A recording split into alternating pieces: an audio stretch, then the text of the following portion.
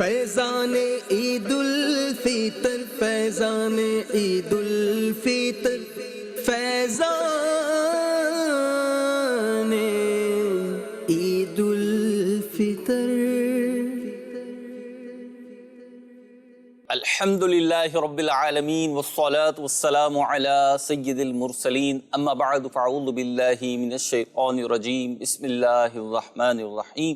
الصلاة والسلام علیک یا رسول اللہ، الصلاة والسلام علیک یا حبیب اللہ، الصلاة والسلام علیک یا نبی اللہ وعلی آلک واصحابک یا نور اللہ۔ مدنی چینل کے ناظرین، الحمدللہ عید کی خصوصی ٹرانسمیشن جاری ہے۔ فیضان عید الفطر سلسلے کے ساتھ حاضر ہے، ہمارے ساتھ موجود ہیں مفتی جمیل اتاری مدنی، اور الحمدللہ مولانا راشد مدنی بھی ہمارے ساتھ ہیں، عدنان شیخ بھائی بھی ہمارے ساتھ ہیں، زید بھائی بھی ہمارے ساتھ۔ آج ہمارے سلسلے کا ٹاپک ہوگا دین اسلام کی خصوصیات اسلام یا دین اسلام کی خصوصیات، وہ باتیں جو دین اسلام کو دیگر ادیان و مذاہب سے ممتاز کرتی ہیں اور اس کی اسپیشلٹی ہیں، اس کے ایک ایسے خواص ہیں جو دیگر جگہوں پہ نہیں پائے جاتے۔ انشاءاللہ اس پہ کوشش کریں گے کہ آسان انداز میں آپ تک معلومات پہنچائیں، درود پاک کی فضیلت شامل کریں گے اور پھر انشاءاللہ تلاوت اور پھر نعت سے سلسلے کا آغاز کریں گے۔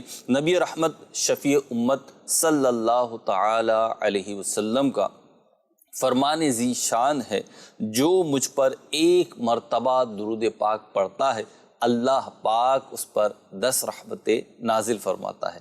صلو علی الحبیب صلی اللہ علی محمد صلی اللہ علیہ وسلم۔ تلاوت کی طرف بڑھتے ہیں اور انشاءاللہ تلاوت قرآن مجید سننے کی سعادت حاصل کرتے ہیں۔ صلو علی الحبیب صلی اللہ علی محمد صلی اللہ علیہ وسلم۔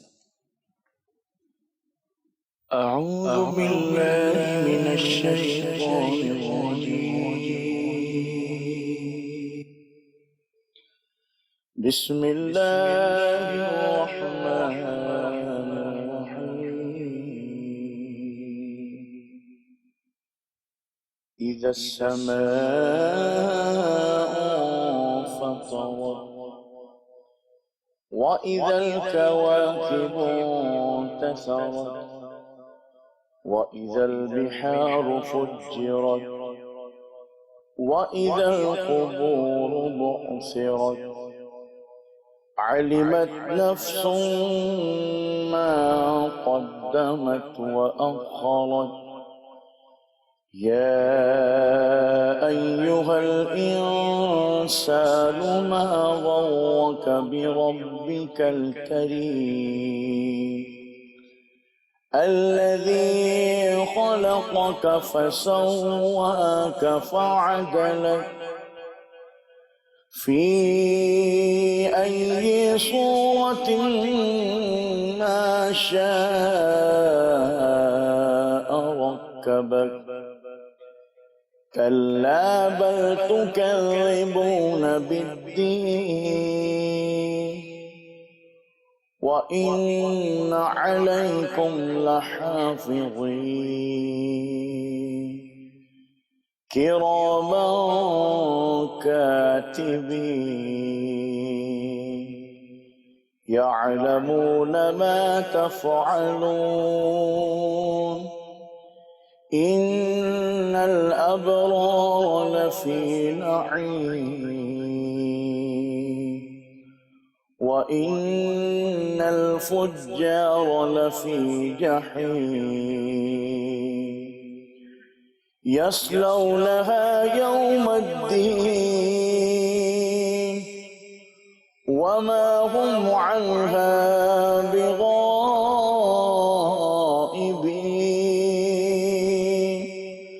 وَمَا أَدْرَاكَ مَا يَوْمُ الدِّينِ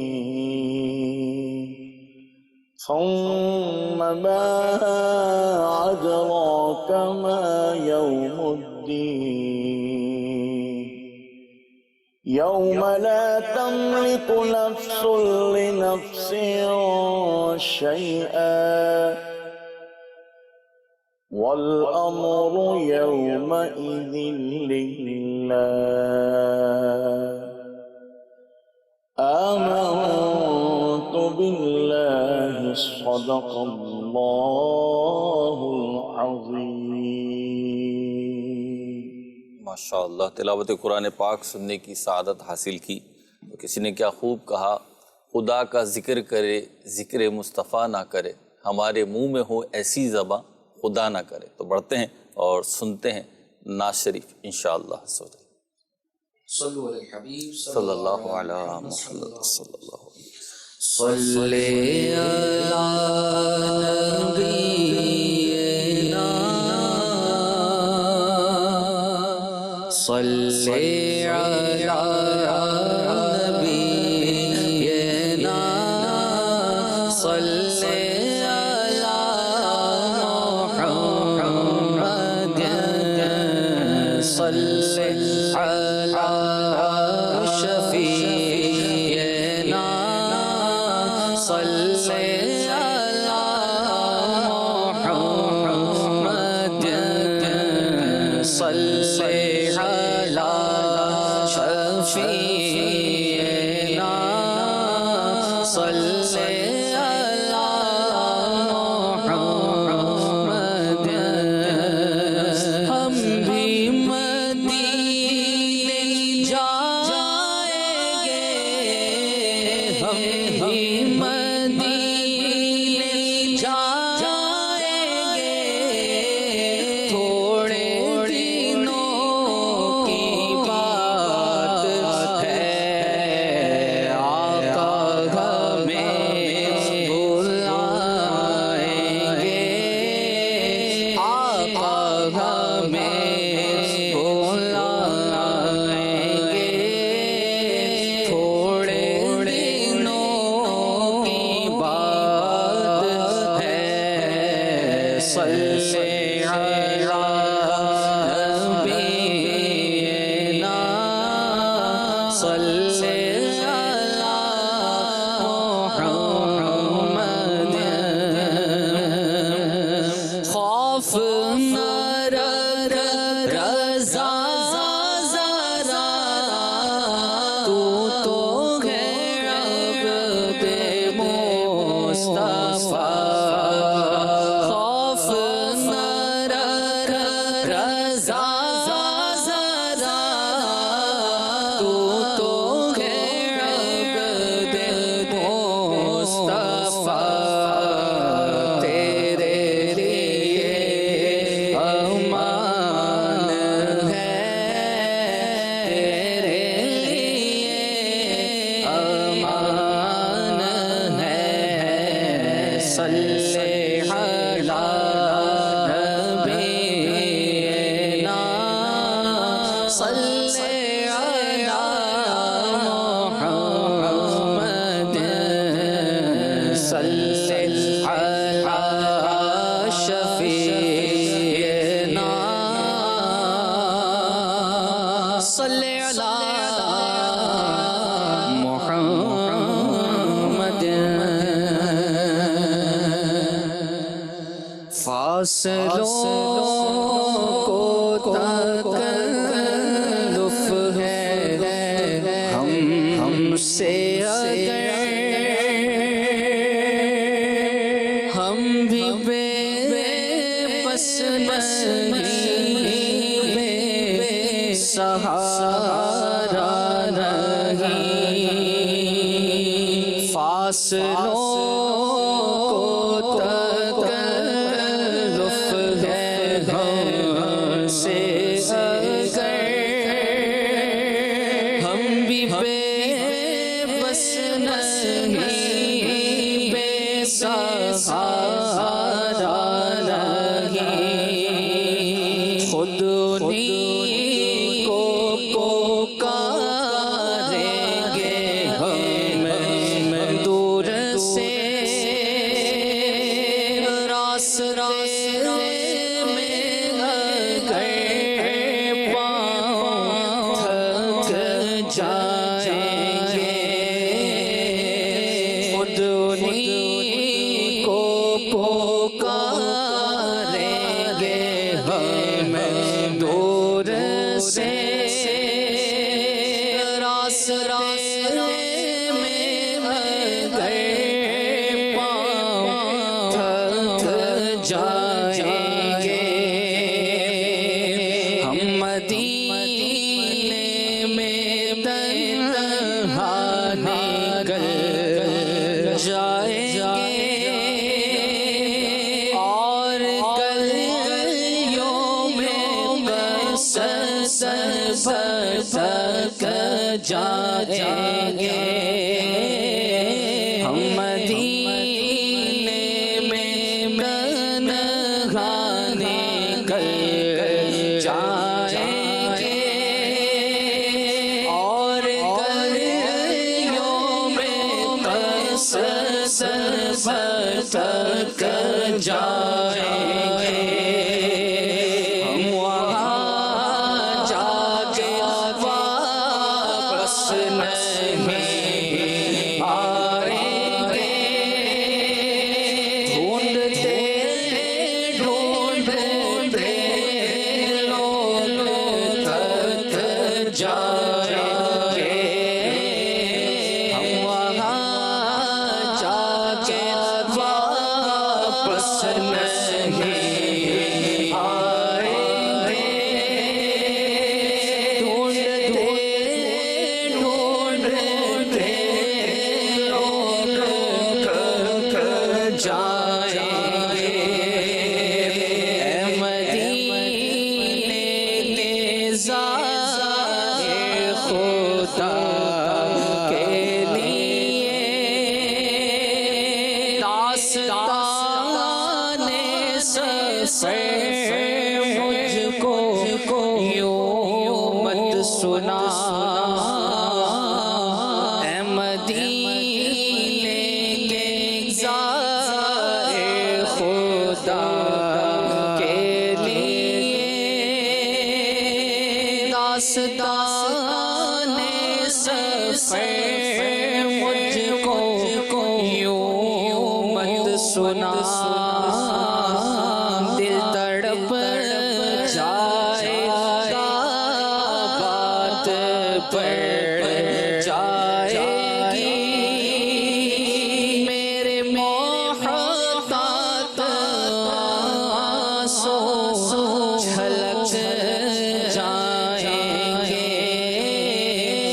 دل تڑپ جائے گا بات بڑھ جائے گی میرے محتاط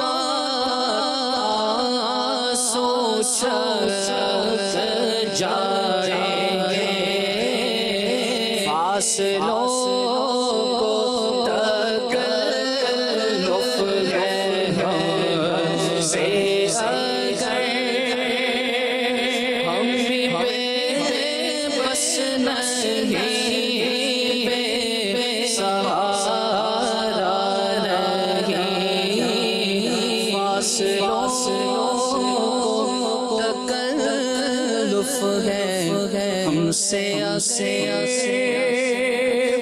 ہم بھی بے بس نہیں بے سہارا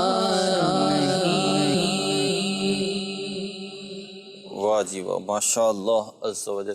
اس وقت خوش نصیب عاشقان رسول حرمین طیبین میں ہیں، مکہ مدینے کی بہاریں لوٹ رہے ہیں، اور کہہ سکتے ہیں کہ لاتعداد ایسے ہیں جو مکہ مدینے کے عشق میں روضہ رسول کی حاضری میں تڑپ رہے ہیں، اور جو کلام پڑھا گیا ان کی گویا کی کیفیات یہی ہیں۔ اللہ پاک اس عشق کو، اس محبت کو، اس نسبت کو سلامت رکھے، ہم کو بھی اور آپ کو بھی بار بار مدینے کی بعد اب حاضری نصیب فرمائے۔ سلسلے میں آگے بڑھ رہے ہیں، ہمارے ساتھ مولانا وسیم مدنی بھی شامل ہو گئے ہیں، اور رکن شورا سید ابراہیم باپو بھی تشریف لے آئے ہیں، انشاءاللہ یہ بھی گفتگو میں شامل رہیں گے۔ مفتی صاحب آپ کی طرف آؤں گا سب سے پہلے، جو ہمارا آج موضوع ہے دین اسلام کی خصوصیات۔ سب سے پہلے میں یہ جاننا چاہوں گا کہ لفظ دین، ہم نے سنا ہے کہ دین خاص اسلام کے ساتھ ہی استعمال کیا جانا چاہیے، اس بات کی کیا حقیقت ہے؟ بسم اللہ الرحمن الرحیم۔ دین کا جو لفظ ہے جی، یہ اللہ تبارک و تعالیٰ کے بتائے ہوئے جو طریقہ ہے، عدل و انصاف پر مبنی جو راستہ ہے، اس کے لیے استعمال ہوتا ہے، اور عدل و انصاف، دیانت داری جس کے اندر پائی جائے، وہ رہنمائی وہی ہے جو اللہ تبارک و تعالیٰ نے، اس کے رسول صلی اللہ علیہ وسلم نے اللہ کے بندوں کو تعلیم فرمائی ہے۔ اس کے علاوہ عقل انسانی اگر اپنے طور پہ کسی چیز کے اندر کوئی دستور قائم کرے تو اس دستور کے اندر ہوتا یہ ہے کہ وہ دستور کوئی لائف ٹائم نہیں ہوتا۔ عمومی طور پہ اگر ہم دیکھیں تو جو قوانین بنتے ہیں، کسی بھی ملک کے قوانین اگر بنتے ہیں تو وہ 20 سال 50 سال اس چیز کو سامنے رکھ کے بنائے جاتے ہیں، لیکن ایک وقت ایسا آتا ہے کہ وقت کا تقاضا ہوتا ہے کہ یہ جو ہم نے قانون بنایا تھا یہ اس وقت تک کے لیے تو ٹھیک تھا، جو اس وقت کے حالات تھے، تقاضے تھے، لیکن اس وقت کی جو نئی جنریشن ہے اس کے حساب سے اب یہ قانون اس کو باقی نہیں رکھا جا سکتا، اس میں کچھ نہ کچھ اب ترمیم ہمیں کرنی پڑے گی۔ تو انسانی عقل چونکہ کامل نہیں ہے، اگر انسانی عقل کامل ہوا کرتی، اور یعنی کامل ہونے سے مراد یہ ہے کہ اسے اب کسی بھی قسم کے رہنمائی کی ضرورت نہ ہوتی، تو اللہ تبارک و تعالیٰ اس دنیا میں انبیاء اور رسول کا جو ایک سلسلہ اللہ تعالیٰ نے رکھا ہے اس کو جاری نہ فرماتا۔ تو اللہ تبارک و تعالیٰ کی طرف سے انبیاء کرام کا اور رسولان اعظام کا جو سلسلہ اس دنیا میں جاری کیا گیا تو وہ بندوں کی رشد و ہدایت کے لیے ہے۔ انسانی عقل کسی حد تک جی ججمنٹ کر سکتی ہے، صحیح، لیکن بہت ساری صورتیں ایسی آتی ہیں کہ جس میں عقل انسانی دھوکہ کھا جاتی ہے، تو اللہ تبارک و تعالیٰ نے انسان کی فلاح و بہبود کے لیے اور ان کے امور معاشرت بہتر بنانے کے لیے جو قانون ہمیں عطا فرمایا ہے اس کو دین کہا جاتا ہے، اس کو اسلام کہا جاتا ہے۔ ایسا لگتا ہے کہ بعض حضرات کا یہ کانسیپٹ ہے کہ دین اسلام یہ نبی کریم صلی اللہ علیہ وسلم ہی سے شروع ہوا ہے، ایسا نہیں ہے۔ ٹھیک ہے، ہر نبی اللہ تبارک و تعالیٰ کے حضرت آدم علیہ السلام سے لے کر حضرت عیسیٰ علیہ السلام، پھر اس کے بعد نبی کریم صلی اللہ تعالیٰ علیہ وآلہ وسلم کا دور نبوت آیا، تو ہر نبی علیہ السلام جس دین کی دعوت دیتے رہے ہیں وہ دین اسلام ہی ہے۔ ٹھیک ہے، اللہ تبارک و تعالیٰ واضح طور پہ فرماتا ہے ما کان ابراہیم یہودیا ولا نصرانیا ولکن کان حنیفا مسلما، ٹھیک، کہ ابراہیم علیہ السلام وہ یہودیت کے پیروکار نہیں تھے، ٹھیک، نصرانیت کے پیروکار نہیں تھے، صحیح، یعنی ان کی جو زندگی کا انداز تھا جی وہ یہودیت کی تعلیم پہ مشتمل نہیں تھا، نصرانیت کی تعلیم پہ مشتمل نہیں تھا، بلکہ وہ ہر باطل سے ہٹ کر جی مسلم تھے۔ سبحان اللہ۔ اور اللہ تبارک و تعالیٰ نے ابراہیم علیہ السلام ہی کے بارے میں فرما دیا تھا کہ اللہ تعالیٰ نے تمہارا نام مسلمین رکھا۔ ٹھیک، تو یہ دین اسلام جو ہے نا، یہ ہر نبی علیہ السلام جو رشد و ہدایت کا پیغام لے کر آئے ہیں جی اس کو دین اسلام ہی کہا جاتا ہے۔ اب یہ سلسلہ چلتے جب حضرت موسیٰ علیہ السلام تک آیا تو آپ نے بھی دین اسلام، یعنی جو دین تھا اس کا نام اسلام ہی تھا۔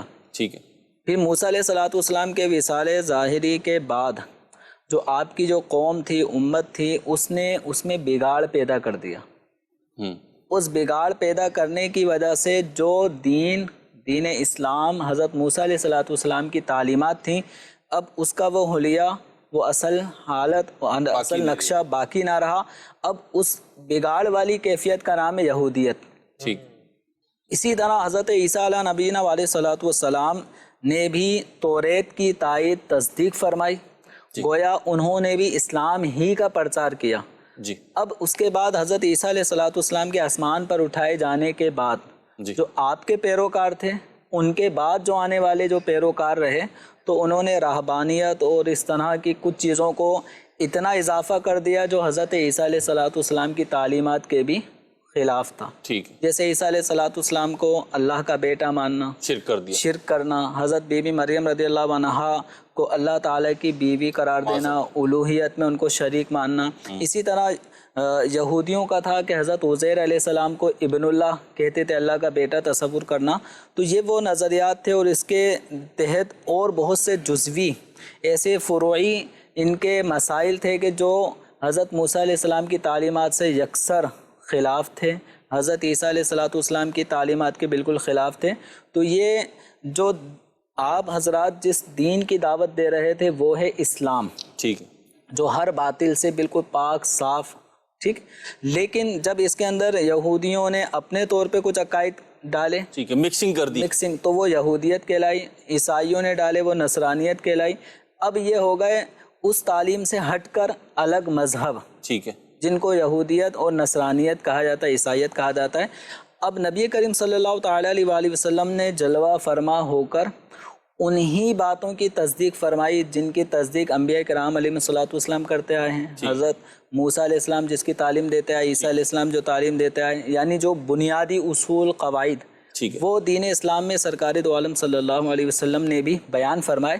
یہ الگ بات ہے کہ شریعتوں کے کچھ احکامات کا ضرور فرق رہا ہے، صحیح ہے، تو وہ ہر دور کے حساب سے اللہ تبارک و تعالیٰ کی طرف سے جو ہدایات ہوتی وہ ہدایت اس امت کے لیے خاص ہوتی، کچھ احکام اس امت کے لیے خاص ہوتے ہیں، کچھ احکام اس امت کے لیے خاص ہیں. لیکن بنیادی طور پہ اللہ تبارک و تعالیٰ ایک ہے، ٹھیک ہے، وحدہ لا شریک ہے، اس کا کوئی شریک نہیں ہے. اسی نے دنیا بنائی ہے، وہی خالق کائنات ہے.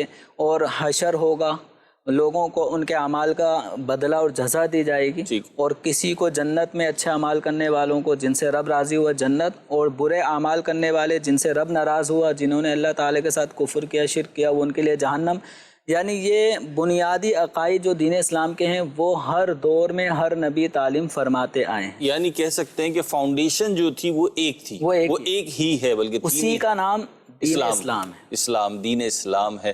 اللہ پاک ہمیں دین اسلام کی برکات نصیب فرمائے. دین اسلام کی ہم خصوصیات پہ آج بات کر رہے ہیں. ہم مسلمان ہیں، اور میں مدنی چینل کے ناظرین ایک بات یہ عرض کرنا چاہوں گا. مفتی اب دیکھتے ہیں ہم کہ ہم مسلمان گھرانوں میں پیدا ہوئے تو ہم مسلمان ہیں، اور ہم نے شروع سے اللہ رسول کا نام سنا تو مسلمان ہیں. بعض اوقات جو چیز بہت قریب ہوتی ہے نا تو کیا ہوتا ہے، چراغ تلے اندھیرا ہوتا ہے. ہمیں اس کی اہمیت نہیں پتہ ہوتی کہ یہ نعمت ہمارے پاس ہے. جیسے وہ کسی نے کہا کہ یار کسی کے گھر وغیرہ دیکھ کے، جائیدادیں دیکھ کے، مال و دولت دیکھ کر کہا کہ یار جب یہ تقسیم ہو رہا تو ہم کہاں تھے. تو وہ اس کو پکڑ کے ہاسپٹل لے گیا اور کہا اب ان کو دیکھو. تو کہا اب بھی بولو کہ جب یہ بیماریاں تقسیم ہو رہی تھی تب ہم کہاں تھے. تو نعمتوں کا احساس جب ہوتا ہے، جب وہ نعمتیں چلی جاتی ہیں یا معاذ اللہ ان میں کمی آ جاتی ہے، اللہ تعالیٰ عافیت عطا فرمائے ہمیں. بالخصوص نعمت اسلام ہماری قبر میں بھی ہمارے ساتھ جائے. بات تو جب ہی ہے کہ حدیث پاک میں آیا کہ اصل مدار جو ہے وہ تو خاتمے پر ہے.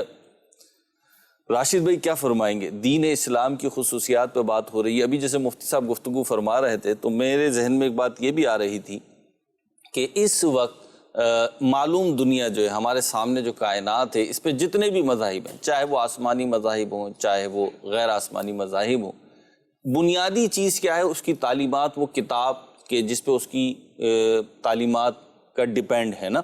تو اگر ہم دیکھیں تو یہ کیا خصوصیات اسلام ہی سے ہوگی کہ اس کی جو کتاب ہے، کتاب الہی قرآن کریم، جو یہ محفوظ ہے، باقی کہیں محفوظ نہیں ہے کتاب.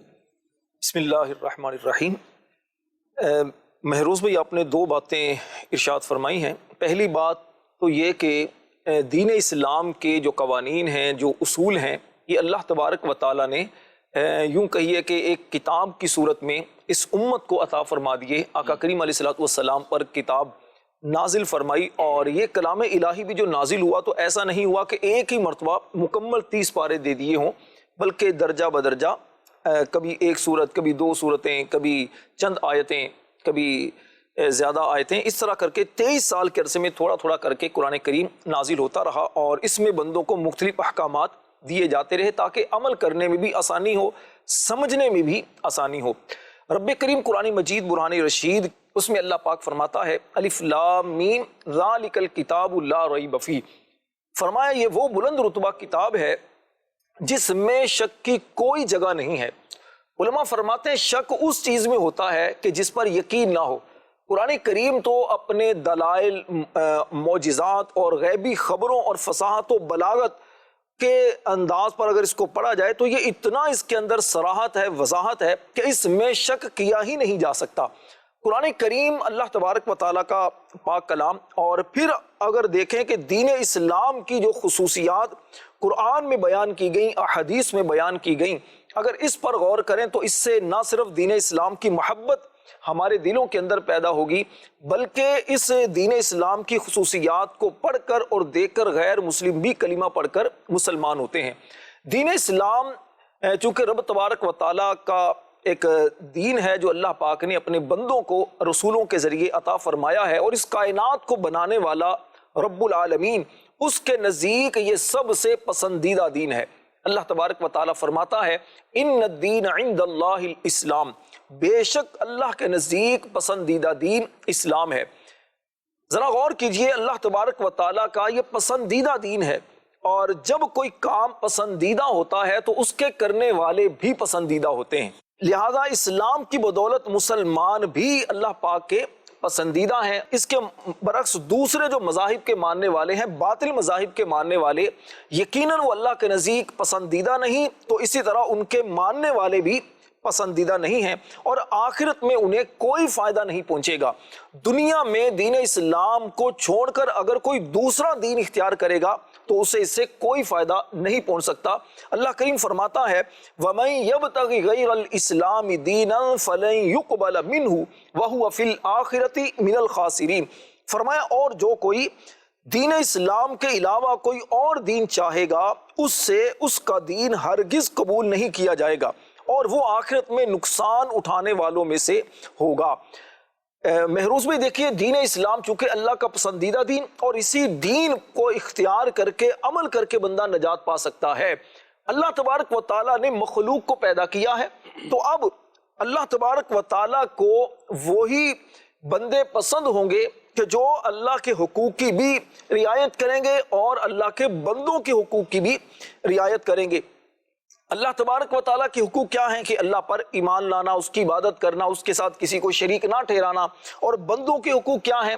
بندے کے حقوق اس سے متعلق ہے جتنے افراد ہیں، جیسے ماں باپ ہیں، بہن بھائی ہیں، رشتہ دار ہیں، یتیم ہیں، مسکین ہیں، غریب ہیں، اسی طرح یہ ساری چیزیں ہیں۔ اچھا، بندوں میں بھی اللہ تبارک و تعالیٰ نے پھر دیکھیے کچھ ایسی چیزیں اسلام کے اندر رکھی ہیں کہ جس سے انسان کی صرف اپنی ذات کو فائدہ نہیں ہوتا بلکہ اس سے متعلقہ دیگر لوگوں کو بھی فائدہ ہوتا ہے، یعنی جس کو یہ جانتا ہو یا نہ جانتا ہو۔ اس میں آپ دیکھیے زکوٰۃ ہے، اس کا فائدہ دوسرے افراد کو ہے، اسی طرح قربانی ہے، اس طرح اور بہت ساری چیزیں ہیں۔ تو دین اسلام کی پہلی اور بنیادی خصوصیت وہ تو یہ ہے کہ اللہ تبارک و تعالیٰ کا یہ پسندیدہ دین ہے۔ یہ دین اسلام محبت بانٹتا ہے، یہ بھی ایک بڑی پیاری بات ہے۔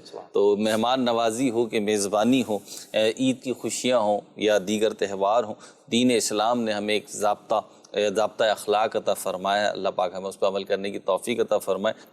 سید صاحب، یہ ارشاد فرمائے کہ دعوت اسلامی کے دینی ماحول میں آپ کس سن میں تشریف لائے؟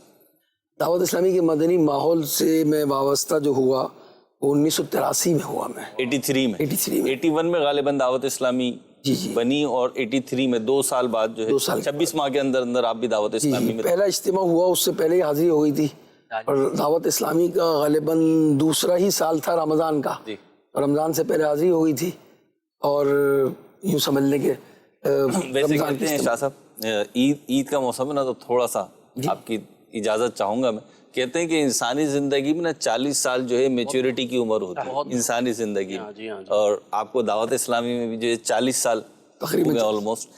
میں نے سوال یوں کیا کہ ہم دین اسلام کی خصوصیات بیان کر رہے ہیں مفتی صاحب، اور ایک پریکٹیکل مسلم جو ہوتا ہے، جو دین کے شریعت کے رستے پہ چل رہا ہوتا ہے، اس کو اس کی افادیت بھی زیادہ پتہ ہوتی ہے، بینیفٹس بھی زیادہ پتہ ہوتے ہیں، اور اسی طریقے سے جو پرابلمز آ رہی ہوتی ہے نا اس رستے پہ چلنے کی، وہ بھی شاید میں سمجھتا ہوں اسے زیادہ پتہ ہوتی ہیں، کیونکہ وہ پریکٹیکلی اس رستے پہ چلا ہوتا ہے۔ تو اس تناظر میں بھی آپ کچھ فرمائیں۔ بالکل آپ نے صحیح فرمایا، کیونکہ تجربات جو ہے نا اس کو کوئی شارٹ کٹ نہیں ہے نا۔ واہ، تجربے کا کوئی شارٹ کٹ نہیں ہے۔ انسان $1 جو ہے نا آپ نے لائن کہی ہے کہ تجربات کا کوئی شارٹ کٹ نہیں، انسان جن مراحل سے گزرتا ہے، پھر اسلام کی جو خصوصیات ہیں، عربی میں مقولہ ہے اس پہ آپ کی بات پہ کہ تجربات کا کوئی شارٹ کٹ نہیں۔ اس وہ پڑھا تھا ہم نے درس نظامی میں کہ جو تیرے سے عمر میں بڑا ہے وہ یقینی طور پہ تیرے سے تجربے میں بڑا ہے۔ جی، وہ جو جیسے قرآن مجید فرقان حمید کتاب برکت بھی ہے، اور کتاب قانون بھی ہے، مکمل ضابطۂ حیات بھی ہے، اور اس میں جو جو احکامات بیان کیے گئے ہیں اور جو حسن اسلام پر ہماری گفتگو بھی ہو رہی ہے، اسلام کی خصوصیات پر گفتگو ہو رہی ہے، اس کا پریکٹیکل انسان جیسے جیسے گزارتا چلا جاتا ہے. مثلا شادی نہیں ہوئی ہے اس کی تو اس کو معلوم نہیں ہوگا کہ شادی کے بعد کے معاملات اس کے ساتھ گھریلو معاملات کیسے ہیں. شادی کرنے کے بعد جب اولاد ہو جاتی ہے تو اولاد کے حقوق جو ہمیں قرآن بیان فرما رہا ہے، والدین کے متعلق اب والدین کا ادب کیسے کرنا ہے، اولاد کی تربیت کیسے کرنی ہے، یہ انسان کے تجربات ہی سے اس کو پتہ چلتا ہے. اور پھر اپنی زندگی میں یعنی دعوت اسلامی کے اندر آنے کے بعد یہ معلوم ہوا کہ جناب وراثت کے جو معاملات ہیں ہم نے مدنی مذاکروں کے ذریعے دیگر معاملات کے ذریعے سنا، قرآن مجید میں تو ان کا واضح بیان ہے مستحب وراثت کا، اور جو تقسیم کاری ہے اس کو قرآن میں بیان کر دی گئی ہے. مگر جب ماحول کے اندر ہے ویسے تو لوگوں کو بہت ساری باتیں معلوم ہیں مگر وہ جاتے نہیں ہیں اہل علم کے پاس. یعنی خاندانوں میں ایسا ہوتا ہے کہ جو بڑا ہے نا عمر میں بڑا ہے، وہ علم میں بڑا نہیں ہے، وہی سارے فیصلے کر دیتا ہے. باپ کے جانے کے بعد بڑا بھائی جو ہے وہ باپ بن جاتا ہے، وہ اپنی تقسیم کاری کرتا ہے. مگر ماحول میں آنے کے بعد جو ہے اسلام کی جو یہ بنیادی باتیں بیان کی گئیں کہ نہیں ایسا نہیں ہوگا. زندگی میں اگر تقسیم کاری کرنی ہے آپ نے اپنے مال کی تو اس کا ایک انداز ہے، اس کا ایک طور طریقہ ہے. اسی طرح وصیت کر کے جانی ہے. تو یہ جو پریکٹیکل سے بہت ساری باتیں معلوم ہوئیں، اس میں حسن سلوک کا معلوم ہوا، صلہ رحمی کا معلوم ہوا، وراثت کا معلوم ہوا، اس کے ساتھ ساتھ پڑوسیوں کے حقوق معلوم ہوئے، سب قرآن میں موجود ہیں. ماحول میں آنے کے بعد قرآن کی ان آیتوں کی اور جو ترغیبات ملی کہ آپ قرآن پڑھیں، قرآن کتاب برکت کے ساتھ ساتھ قرآن قانون بھی ہے اور جو ہے یہ ضابطۂ حیات ہے. اور پھر ایسے اہل علم لوگوں کی صحبت، امیر اہل سنت کی صحبت سے ان تجربات پر جب عمل ہوتا رہا تو بہت ساری باتیں کھل گئیں، واضح ہو گئیں، اور ان کو عمل کرنے کا الحمدللہ جو ہے جذبہ بھی ملا اور عمل کرنے کی کوشش بھی کی. سبحان اللہ. یہ پریکٹیکل ہوا. اور یہ جو ماحول سے رہیں گے منسلک، اس میں سب سے بڑی بات یہ ہے کہ آپ نے ماحول سے ٹچ رہنا ہے. بہت سارے بھائی اسلامی بھائی جو ہیں وہ اجتماع میں پہلے آتے تھے، پھر جب کبھی دعوت دیتے ہیں تو وہ یہ کہتے ہیں یار وہ دل نہیں لگتا، ذکر میں پہلے جو مزہ آتا تھا اور پہلے جو بیان کی لذت اور دعا کی لذت ملتی تھی اب نہیں ملتی. اس کی ایک وجہ یہ ہوتی ہے کہ وہ بہت زیادہ گیپ کر دیتے ہیں. یعنی موڈ پر ہوا، کچھ بھائی اسلامی بھائی سہمائی ہیں، کچھ سالانہ ہیں، کچھ ماہانہ ہیں.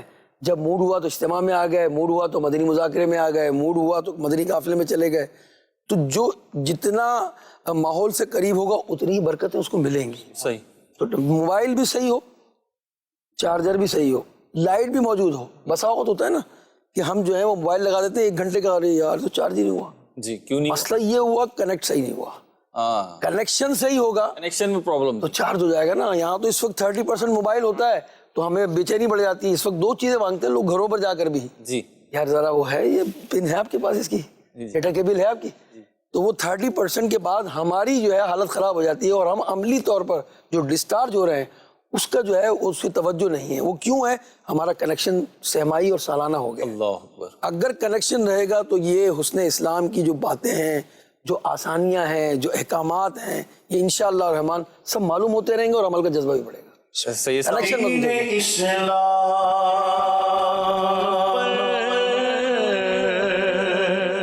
مجھے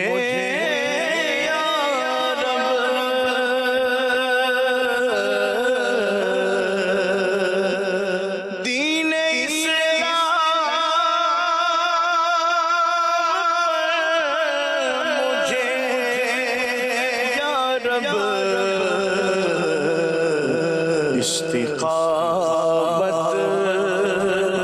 تو مرحمت فرما،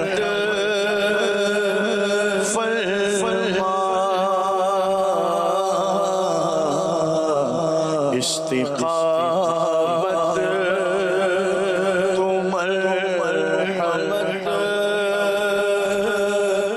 مرحمت فرما. بڑی پیاری بات ارشاد فرمائی. اور یہ بہت سنجیدہ بات ہے کہ ہمارا کنیکشن کیسا ہے. بہت ساری جگہوں پہ جو ہماری ایمانی کہہ لیں آپ لائٹ ہے نا، وہ اس لیے جل بجھ کر رہی ہوتی ہے کہ کہیں پیچھے سے نا تار ہلا ہوا ہوتا ہے، کنیکشن ہلا ہوا ہوتا ہے. تو ہمارا کنیکشن کتنا مضبوط ہے تو اس کو غور کر لیا جائے. بعض اوقات جو ہے نا چیزیں سمجھ نہیں آ رہی ہوتی، تو سمجھ میں اسی لیے نہیں آ رہی کہ وہ چارجنگ کا پرابلم ہے، کنیکشن کا پرابلم ہے. تو اس کو سالڈ کر لیجیے. وہ کہتے ہیں کہ یک در گیر محکم گیر، اس کو بھی اسی میں لے لیجیے کہ ہر روزانہ ڈاکٹر تبدیل نہ کرے. ایک ڈاکٹر کے پاس آ جائے اچھے، ایک عاشق رسول ڈاکٹر کے پاس آ جائے دینی معاملے میں، تو انشاءاللہ عزوجل پھر اس کو پکڑ کے رکھیں گے، اس سے ناطہ تعلق مضبوط ہوگا. دینی حوالے سے، آپ کے ذہنی اعتبار سے، قلبی اعتبار سے آپ کا جب کنیکشن مضبوط ہوگا تو انشاءاللہ یہ ہٹے گا نہیں. پھر اس سے اب کوئی ڈوب رہا ہو نا، چلے ڈوبنے والا تو خیر وہ نیچے ہوتا ہے، مطلب کوئی گر رہا ہو، اس کو آپ ہاتھ دیں نا، وہ کتنی مضبوطی سے پکڑتا ہے. بعض اوقات آپ بچوں کو دیکھیں، چھوٹے بچوں کو میں نے دیکھا ہے کہ آپ ان کو انگلی پکڑائیں نا تو بہت گرفت ان کی مضبوط ہوتی ہے، کیونکہ انہیں خوف ہوتا ہے، ان کو ڈیپینڈ ہی اس انگلی پر ہے، ان کو ڈیپینڈ ہی اس ہاتھ پر ہے، تو ان کی گرفت بڑی مضبوط ہوتی ہے. راشد بھائی، میں اور آپ چل رہے ہو نا تو ہم ہاتھ پکڑیں گے، تھوڑا ہلکا سا پکڑیں گے، لیکن بچے جب پکڑتے ہیں تو ان کی گرفت مضبوط ہوتی ہے، کیونکہ ان کو آسرا ہی آپ کا ہے، وہ مضبوطی سے پکڑتے ہیں. تو ہمیں آسرا ہے ہی اسلام کا، ہمیں آسرا ہے ہی نبی پاک صلی اللہ علیہ وسلم کا، ہمیں آسرا ہے ہی اللہ کا. تو اس تعلق کو کمزور نہ ہونے دیں.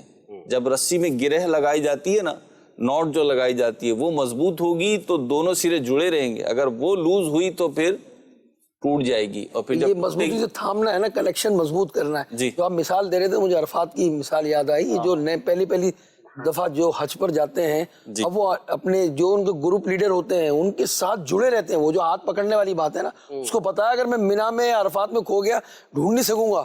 خیمہ ڈھونڈنا بس کی بات نہیں ہے. اللہ تعالیٰ آپ سب کو حج نصیب فرمائے. ہمارے ناظرین ہیں وہ بھی بیٹھے ہوئے ہیں، ظاہر ہے بہت سارے اس میں غیر حاجی ہیں، یہاں ہمارے کیمرہ مین بھی ہیں اور بھی ہمارے اسلامی بھائی ساتھ ہیں، ہمارے وسیم بھائی ہیں، ان کی بھی خواہش ہے. مفتی صاحب تو کر چکے ہیں، اللہ مزید سبھی کی ہے. اللہ تعالیٰ دوبارہ نصیب فرمائے. یہ مینا، عرفات اور یہ جو مقامات ہوتے ہیں، ان میں واقعی جب کوئی ہاتھ تھامتا ہے تو وہ کہتا ہے میں نے چھوڑنا نہیں ہے کہ یہ میرا گروپ لیڈر ہے، یہ مجھے لے جانے والا ہے منزل تک. اگر اس کا ہاتھ چھوٹ گیا تو سارے ایک ہی لباس میں ہیں اور ایک ہی آواز ہے، سب لبیک پڑھ رہے ہیں، ڈھونڈوں گا کام ہے. خیمے بھی ایک ہی کلر کے ہیں، اس کے اندر لباس بھی ایک ہی کلر کا ہے، تو اس میں ڈھونڈنا مشکل ہوتا ہے. تو بس یہ کہ ہاتھ تھامے رکھنا ہے، اچھے ماحول کے ساتھ وابستہ رہیں گے، کنیکشن مضبوط رکھیں گے، مستقل چارج ہوتے رہیں گے. کیونکہ موبائل کی چارجنگ ایک دفعہ کی نہیں کرتے ہم، دن میں کئی مرتبہ بعض لوگ موبائل چارج کر رہے ہوتے ہیں، اور ہم اپنے آپ کو جو ہے وہ اچھے ماحول کی ہماری چارجنگ ماہانہ اور سہمائی ہے، تو پھر ہم چارج نہیں ہوں گے مکمل. اپنے آپ کو مکمل چارج رکھیں. تو پھر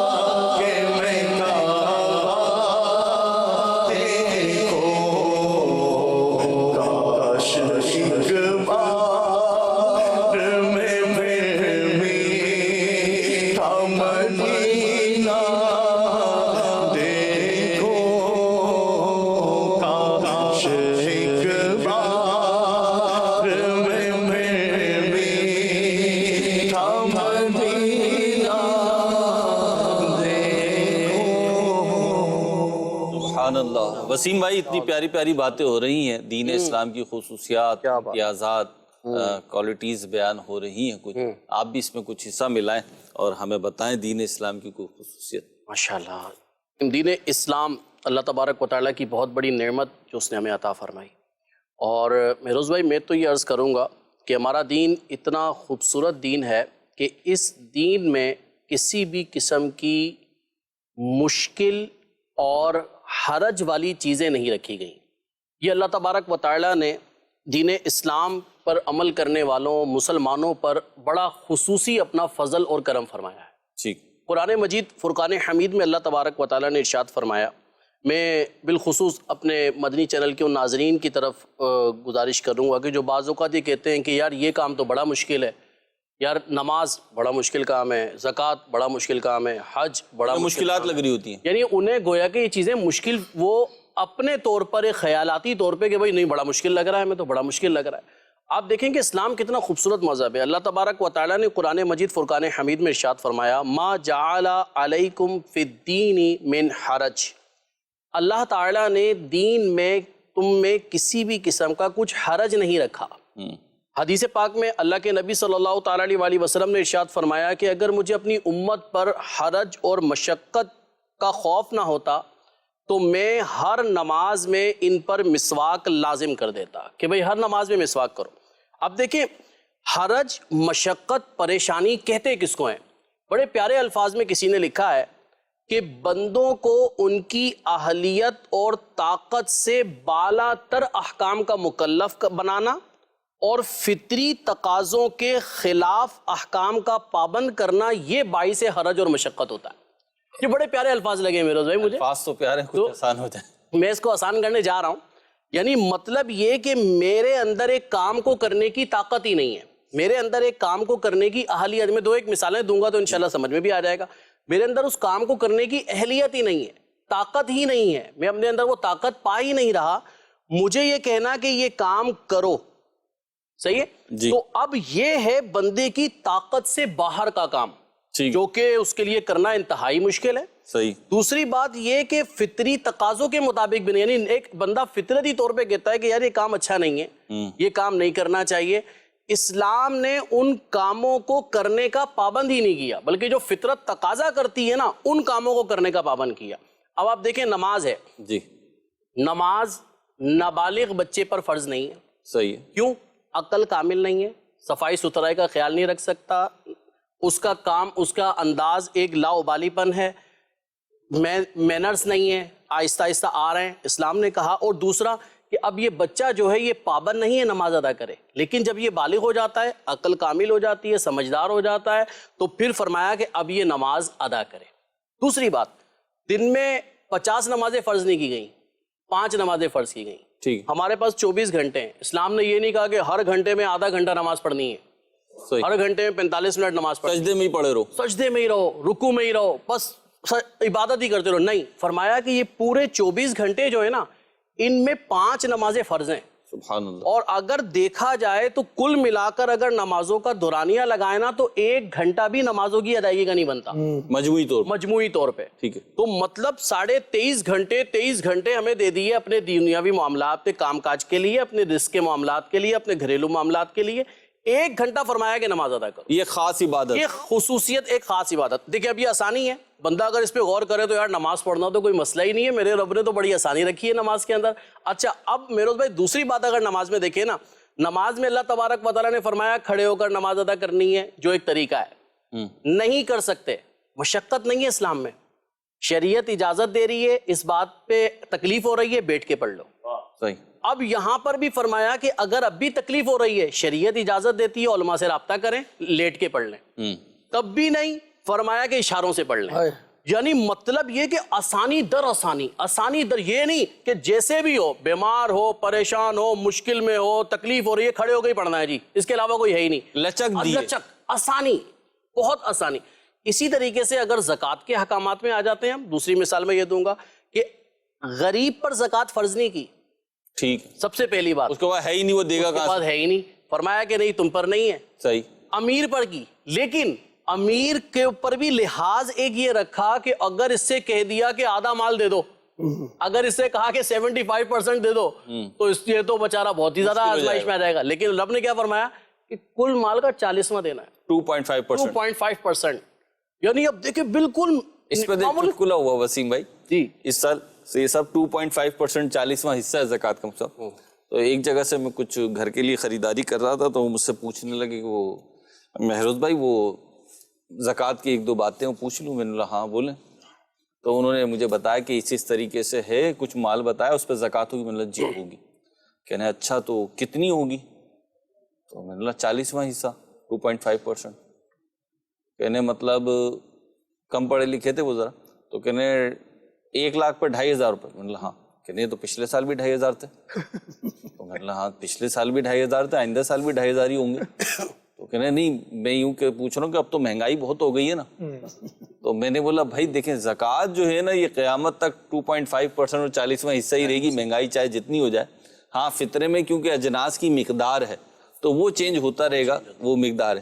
تو یہاں پہ یہ مہنگائی ہو سستائی ہو کچھ بھی ہو 2.5% رہے گا. اچھا, دین اسلام میں نبی کریم صلی اللہ تعالیٰ علیہ وآلہ وسلم کے صدقے اللہ تبارک و تعالیٰ نے خاص اس امت محمدیہ کے لیے بھی, یعنی ایک تو دین اسلام کی خصوصیت, جی پھر اس میں مزید دین محمدی صلی اللہ علیہ وسلم کی خصوصیت اس امت محمدیہ کے لیے یہ ہے کہ سابقہ جو ہم سے پہلے کی امتیں تھیں جی ان پہ زکوٰۃ 25% لازم تھی. اللہ مشقت تھی. مشقت, یعنی یہ وہ شریعت مطہرہ نے ایک دین اسلام کی خصوصیت بالخصوص جو دین محمدی کی صورت میں ہے, تو اس میں ایک خصوصیت یہ بھی ہے کہ یہ دین وسط ہے.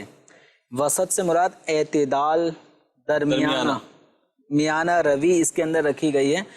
اس کے احکامات دین سابقہ جو انبیاء کرام علیہ الصلوۃ والسلام کے جو ادیان اور آپ کی ان کی تعلیمات تھی, شرائط سابقہ, تو ان کے اندر بعض میں احکامات بہت سخت رکھے گئے تھے, بعض کے اندر احکامات میں بہت اللہ تعالیٰ نے نرمی رکھی. تو دین اسلام ایک درمیانے اور میانہ روی اس کے احکامات میں رکھی ہے کہ اس کی ادائیگی میں مشقت بھی نہیں ہے اور بہت زیادہ یوں کہیں کہ بہت ہی آسان ہے, ایسا بھی نہیں, قدرے مشکل لیکن آسان بھی, یعنی قابل عمل ہے, قابل عمل, ہر لحاظ سے قابل عمل ہے.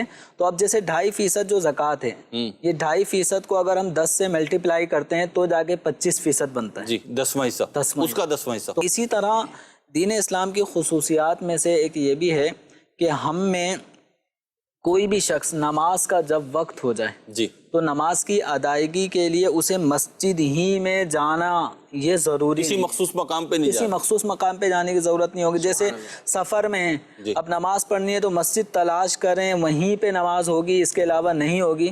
تو ہم اپنے شہر میں رہتے ہیں, علاقوں میں رہتے ہیں, تو ہمارے قرب و جوار میں ہر دوسری چوتھی گلی میں مسجد موجود ہے. لیکن جب ہم سفر میں ہیں تو ایسے موقع پر مساجد کا تلاش کرنا ایک مشکل کام, لیکن دین اسلام نے روئے زمین کو سجدہ گاہ بنا دیا. ساری زمین جو پاک ہے وہ مسجد, اس اعتبار سے کہ ہم کہیں پر بھی قبلہ رو ہو کر نماز پڑھ سکتے ہیں. سبحان اللہ. یہاں یہ بھی تو آسانی مل گئی نا بھائی, سفر کر رہے ہیں آپ, جی مکہ مدینے کا بھی کریں گے انشاءاللہ, تو 4 کی جگہ 2 پڑھیں گے نا بھائی, پھر یہ آسانی ہوگی. یہ بھی رخصت خصوصیت ہے بالکل دین. یہ جو وسیم بھائی نے لیا تھا نا کہ ایک اس میں یہ بھی تھا کہ اختیار دیا آپ کو, بعض جگہوں پہ اختیار اور چوائس دی آپ کو. بہت سارے احکام میں ہم دیکھیں گے تو دین اسلام نے ہمیں اختیار دیا. جیسے کھانے پینے کے معاملات دیکھیں ہم تو حلال و حرام کا کانسیپٹ کلیئر کرنے کے بعد جو بھی حلال چیزیں اس میں سے جو پسند ہے کھائیں. اسی طریقے سے روزے کا جیسے آپ فرما رہے ہیں, روزے ہیں, نماز ہے, تو سفر میں ہمیں رخصت ملی ہے. خواتین کے لیے اس میں رعایت بعض صورتوں میں, اس کے علاوہ کوئی اگر اتنا ضعیف ہو گیا روزہ نہیں رکھ سکتا یا بیمار ہو جائے تو بیمار ہونے کے عالم میں جو ہے وہ سب روزے چھوڑ سکتا ہے وہ, اور بعد میں جو ہے اس کی قضا کر لے. آسانیاں تو روزے میں بھی ہے, نماز میں بھی ہے, حج کے اندر بھی کئی جگہ میں آسانیاں ہیں نا. آپ جب کنکریاں مارنے جائیں گے اس میں بھی آسانیاں ہیں بھائی, اگر خواتین ساتھ ہیں رات کے پہلو کے اندر جو اور دن کے اندر جہاں رعایتیں ہیں اس کے اندر. لیکن اس پہ میں بات کرتا ہوں, یہ جو آپ فرما رہے ہیں آسانیاں ہیں, بعض لوگوں کی طبیعت یہ ہوتی ہے کہ انہیں فین کھلوانا ہے نا تو وہ کسی کو آواز دیں گے, کسی کو دور سے آواز دیں گے, دوسرے کمرے سے کوئی گھر کا فرد آئے گا, وہ پوچھے گا جی کیا کام ہے, فین کھول دو. اچھا بیٹھے ہوئے ہوں گے, لیٹے ہوئے ہوں گے نا, تو انہیں چائے پینے کے لیے اٹھنا پڑے گا, تو یہ بھی ان کی طبیعت ہوتی ہے. اب یہ طبیعت کیا ہے, کیونکہ آسانی کی بات ہوئی ہے تو بعض لوگوں کے ذہن میں بات آتی ہے کہ جی آسان کا ہے, مشکل ہے. تو وہ مشکل کیوں لگ رہا ہوتا ہے, انشاءاللہ اس پہ بھی ڈسکشن کرنی ہے. لیکن پہلے کالز کی طرف بڑھ رہے ہیں, تو موضوع سے متعلق جو کالز آئی ہوئی ہیں پہلے وہ شامل کرتے ہیں. جی جناب. ابراہیم باپو کی بارگاہ میں میرا یہ سوال ہے کہ بعض لوگ کہتے ہیں کہ شریعت پر عمل کرنا بہت مشکل ہے, اس کے بارے میں آپ کیا فرماتے ہیں؟ اچھا جی, اور کال دیجیے. میرا ابراہیم شاہ صاحب سے یہ سوال ہے کہ پرہیز کیا ہے اور پرہیز کیوں ضروری ہے, برائے کرم جواب ارشاد فرما دیجیے, جزاک اللہ خیرہ. سید صاحب آپ سے 2 سوال آئے, ایک سوال تو میں پورے فورم کے سامنے رکھ دیتا ہوں, انشاءاللہ وہ سب جواب دیں گے. لیکن دوسرا جو سوال تھا اس کا جواب میں چاہ رہا ہوں پہلے آ جائے. پرہیز کیا ہے, کیوں کریں؟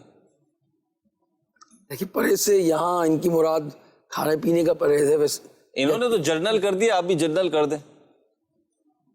اسٹاپ کر لگانا. تو پرہیز تو بیماری کرتا ہے نا. جی جی پرہیز تو بیماری میں ہی کیا جاتا ہے، اور کون سا پرہیز ہوتا ہے؟ روحانی بیماری ہو یا جسمانی بیماری ہو. صحیح فرمایا آپ نے. دیکھیے پرہیز کے تعلق سے صحیح سب میں نے کہ انہوں نے جی دونوں نے الگ الگ باتیں کی. میں نے کہا کہ صرف بیماری میں تو ہوتا ہے پرہیز. آپ کی آدھی بات صحیح ہے، بیماری کے علاوہ بھی پرہیز ہوتا ہے.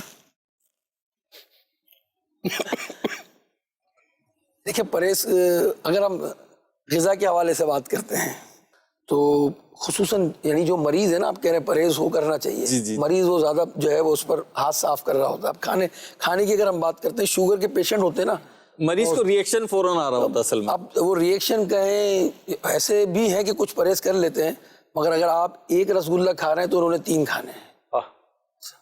بھائی کیا کر رہے ہیں؟ میں نے گولی کھانی ہے نا بھائی، میں گولی کھا کر اس کو کور کر لوں گا. ٹھیک ہے، شوگر پیشنٹ جو شوگر پیشنٹ.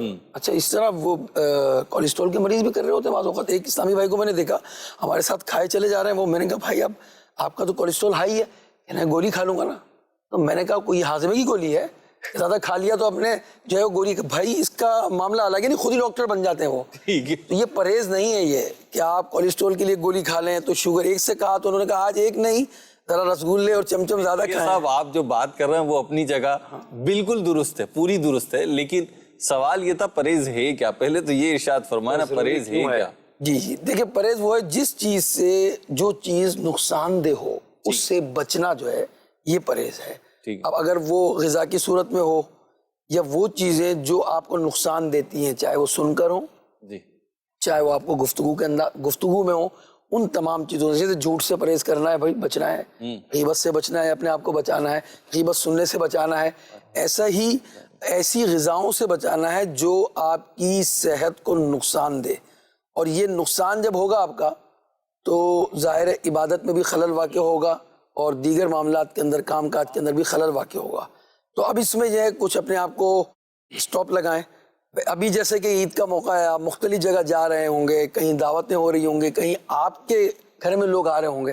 ایسا بھی ہوتا ہے میروز بھائی کہ مہمان آئے تو اب کہہ رہے ہیں کھائیے نا، آپ اکیلے رکھے ہوئے خود چھیل رہے ہیں. وہ ہونا چاہیے پہلے انہیں پیش کریں، کھائیے نا یار.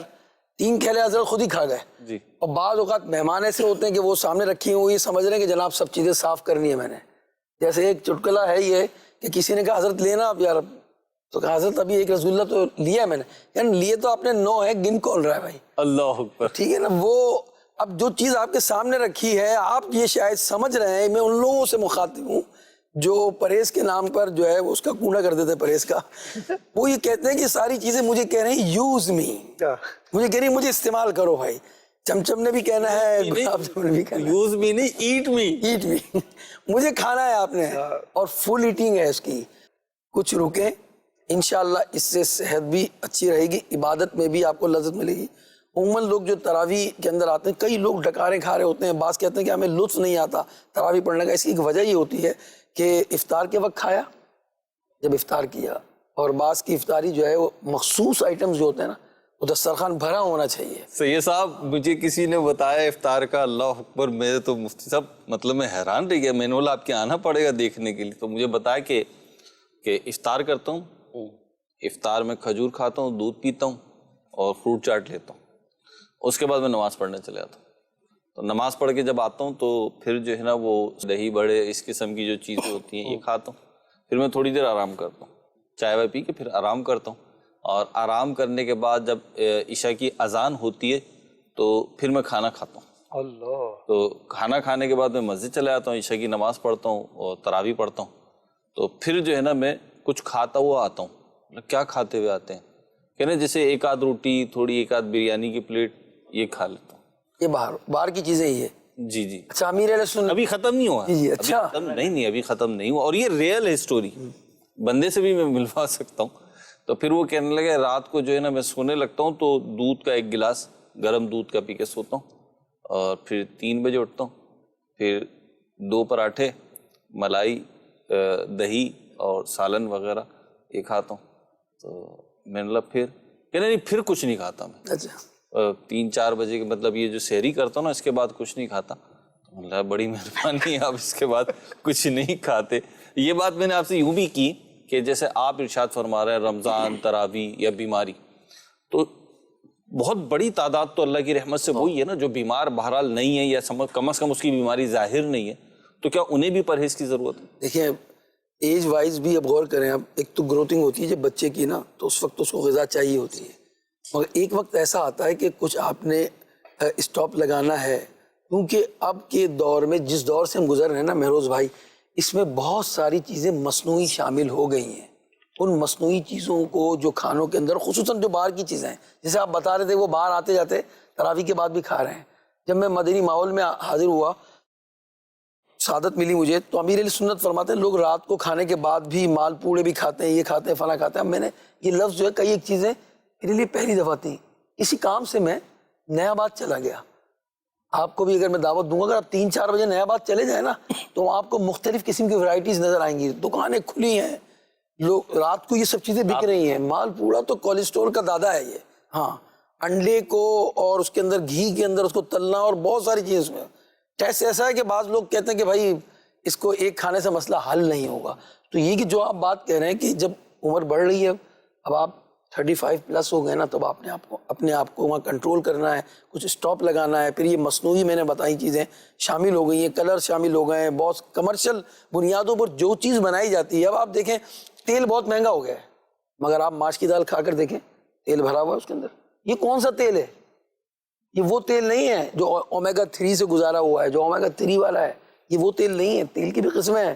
جو کمرشل تیل ہے، ان تیلوں میں جو آپ کو غذائیں دی جا رہی ہیں وہ آپ کی صحت کا بیڑا غرق کر رہی ہے۔ اس میں ایک تیل ہوتا ہے، آئل کہلاتا ہے اولین، جس کی شیلف لائف زیادہ ہوتی ہے۔ یہ نیمکو وغیرہ تلے جاتے ہیں نا، یہ اولین تیل سے تلے جاتے ہیں۔ ابھی تو نہیں بتانا تھا سید صاحب، ابھی تو اس سامنے کی شیلف لائف زیادہ ہو جاتی ہے، آپ کی شیلف لائف جو ہے اس کے اندر پرابلم شروع ہو جاتے ہیں۔ اس لیے جو ہے وہ مطلب پرہیز کا دامن بھی تھامنا ہے، اپنے وزن کو بھی کنٹرول رکھنا ہے، پیدل بھی چلنا ہے، اور اس کے ساتھ ساتھ جو ہے جو پرہیز ہیں اگر اس کے اور معنی لیے جائیں تو دیگر چیزوں، زبان کا بھی پرہیز ہے، کانوں کا بھی پرہیز ہے، اور جو ہے اپنی دیگر جو اپنی باڈی پارٹ ہیں ان کا بھی کچھ نہ کچھ پرہیز ہے۔ چلیں جی، پرہیز پہ اچھی خاصی گفتگو ہوئی ہے، اور پرہیز مفتی صاحب ایک لفظ سنتے ہیں ہم، ادھر پرہیز آیا، سید صاحب کی گفتگو میں بار بار پرہیز پرہیز پرہیز آیا۔ یہ ارشاد فرمائیے، پرہیز یہی ہے کہ بیماری میں جن چیزوں سے نقصان پہنچ رہے ہیں ان سے رکنا، آپ نے جیسے بیان کیا۔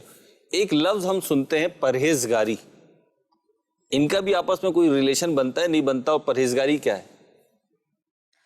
پرہیز کا جو لفظ ہے یہ تو مطلقاً اگر ہم دیکھیں نا، اجتناب، کسی چیز سے بچنا۔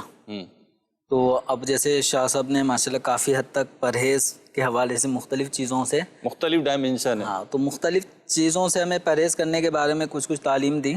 ایک ہوتا ہے لفظ پرہیزگاری۔ جی، پرہیزگاری کا جو بالخصوص جو لفظ ہے نا، یہ تقوی کے معنوں میں استعمال ہوتا ہے، ٹھیک، اور تقوی یہ اس کا مطلب ہوتا ہے اللہ تبارک و تعالیٰ کے خوف کے پیش نظر، جی، اللہ تعالیٰ سے ڈرتے ہوئے، اللہ تبارک و تعالیٰ سے حیا کرتے ہوئے بندے کا اللہ تبارک و تعالیٰ کی نافرمانی والے کاموں سے بچنا، اس کو تقوی اور پرہیزگاری کہا جاتا ہے۔ اور یہ تقوی اور پرہیزگاری یہ بہت ہی اعلیٰ صفات میں سے ہے، اور قرآن پاک میں سورہ بقرہ کے شروع میں جو فرمایا گیا نا، ھدی للمتقین، یہ قرآن پاک یہ ہدایت ہے متقین کے لیے۔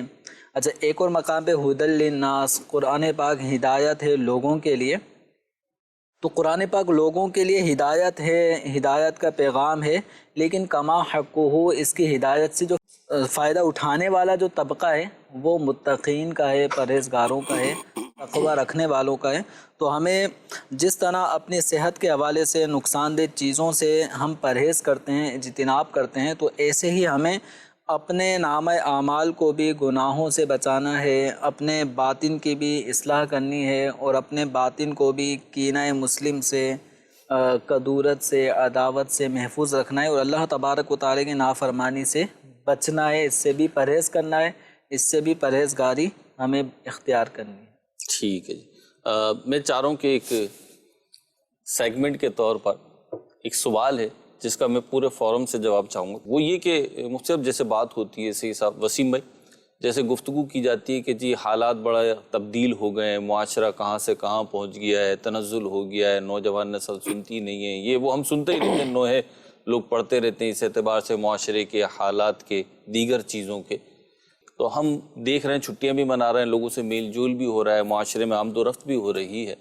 تو میں چاہتا ہوں کہ آپ سب افراد معاشرے کی کوئی ایک خوبی اور ایک خامی جو آپ نے نوٹس کی ہو، بالخصوص آپ سمجھتے ہو کہ یار یہ چیز جو ہے بہت غلط ہے، یہ چیز زیادہ نقصان دہ ہے، یا پھر کوئی خوبی ہو جس کو آپ محسوس کیا ہو آپ نے. کیونکہ بعض اوقات یوں بھی ہے کہ میں دیکھ رہا ہوں راشد بھائی کہ ہم نا خوبیوں کو اگنور کرتے چلے جا رہے ہیں، چاہے وہ کسی ذات کی ہو یعنی کسی شخص کی ہو، چاہے مجموعی طور پہ جو ہے نا کلیکٹیولی جو ہے نا وہ پورے معاشرے کی ہو، سوشل انفلوئنس جو ہو اس کا وہ بھی ہم بیان نہیں کر رہے ہیں. ہم نے ایک سلسلہ ڈیزائن کیا تھا سید صاحب کے ساتھ، تو اس پہ ہم نے اس بات پہ گفتگو کی تھی، وہ احساس والا. مختلف میں ایک جگہ کیا گیا، ہمارے خالد مدنی ہیں، مبلغ دعوت اسلامی مدنی چینل پہ الحمدللہ پروگرام بھی کرتے ہیں، وہ بھی موجود تھے. تو ان کے بیٹے کی کوئی تقریب تھی، تو میں بھی گیا تھا اور سلمان بھائی بھی گئے تھے. گئے تو ہم الگ الگ تھے، لیکن جب واپس آنا تو ہم ساتھ آئے. ہم آ رہے تھے تو رات کے کوئی 1 بجے کا ٹائم ہوگا سید صاحب، اور ٹریفک کم تھا، مطلب زیادہ ٹریفک نہیں تھا لیکن تھا ٹریفک. کراچی میں گلشن کے ایریے سے ہم آ رہے تھے، ڈالمیہ والے روٹ سے.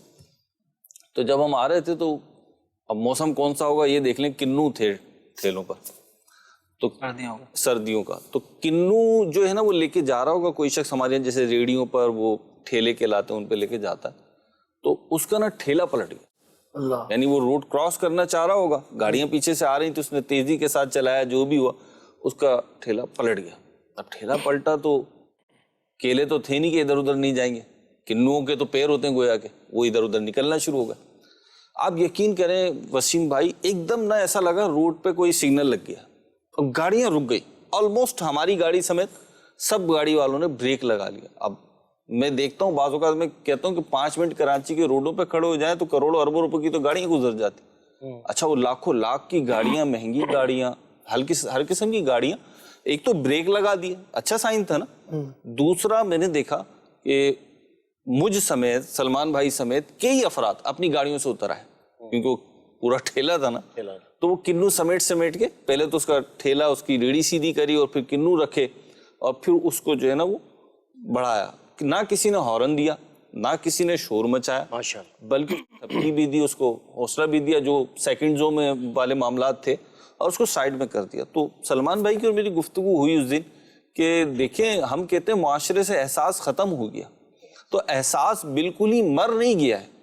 کئی جگہوں پہ ہو سکتا ہے کہ جس طریقے کا احساس ہم سمجھتے ہونا چاہیے وہ نہ ہو، لیکن ہمارے معاشرے میں آج بھی احساس پایا جاتا ہے. جتنی چیریٹی ہمارے معاشرے میں پائی جاتی ہے، جتنی، خیر میں یوں بولوں گا تو ساری صفات آ جائیں گی پھر، لیکن ایک چیز جو میں نے اپنے معاشرے میں محسوس کی ہے کہ احساس ختم نہیں ہوا ہے. بہت سارے مواقع پہ جہاں احساس کی ضرورت ہوتی ہے تو لوگ احساس بھی کر رہے ہوتے ہیں. بے حسوں کی تعداد کم ہے اور احساس کرنے والوں کی تعداد زیادہ. یہ چیز میں نے ایک محسوس کی ہے اچھائی کے طور پر. سب سے پہلے میں نے یوں بیان کر دیا کہ تھوڑا جو ہے نا کلیئر بھی ہو جائے. اور دوسری برائی میں نے یہ محسوس کی ہے کہ ہمارے معاشرے میں ایسا لگتا ہے، پوری دنیا میں ہی، لیکن میں اپنے معاشرے کی بات کر رہا ہوں، ایسا لگتا ہے کہ خواہشات کی جو طلب ہے نا وہ بڑھ گئی. یعنی ہم نے اپنے بچپن میں دیکھا تھا، ہم بھی دیکھتے تھے، مختلف قسم کی گاڑیاں دیکھتے تھے، مختلف قسم کے کھانے دیکھتے تھے، مختلف قسم کے لباس دیکھتے تھے، مختلف قسم کے فرنیچر دیکھتے تھے، گیجٹس دیکھتے تھے، اور مطلب دسیوں قسم کی چیزیں راشد بھائی. لیکن کبھی یوں نہیں ہوتا تھا یہ چیز میں نے بھی لینی. اب یوں ہوتا جا رہا ہے کہ جو چیز کسی دوسرے کے پاس دیکھی یہ تو میرے پاس بھی ہونی چاہیے. یہ مجھے نیگیٹو سائن لگا، اور اس پہ بڑی تربیت کی ضرورت ہے معاشرے کو. تو چلیں مفتی صاحب سے شروع کرتے ہیں. مفتی صاحب، ہمارے معاشرے کی کوئی خوبی پلس خامی یا مائنس خامی؟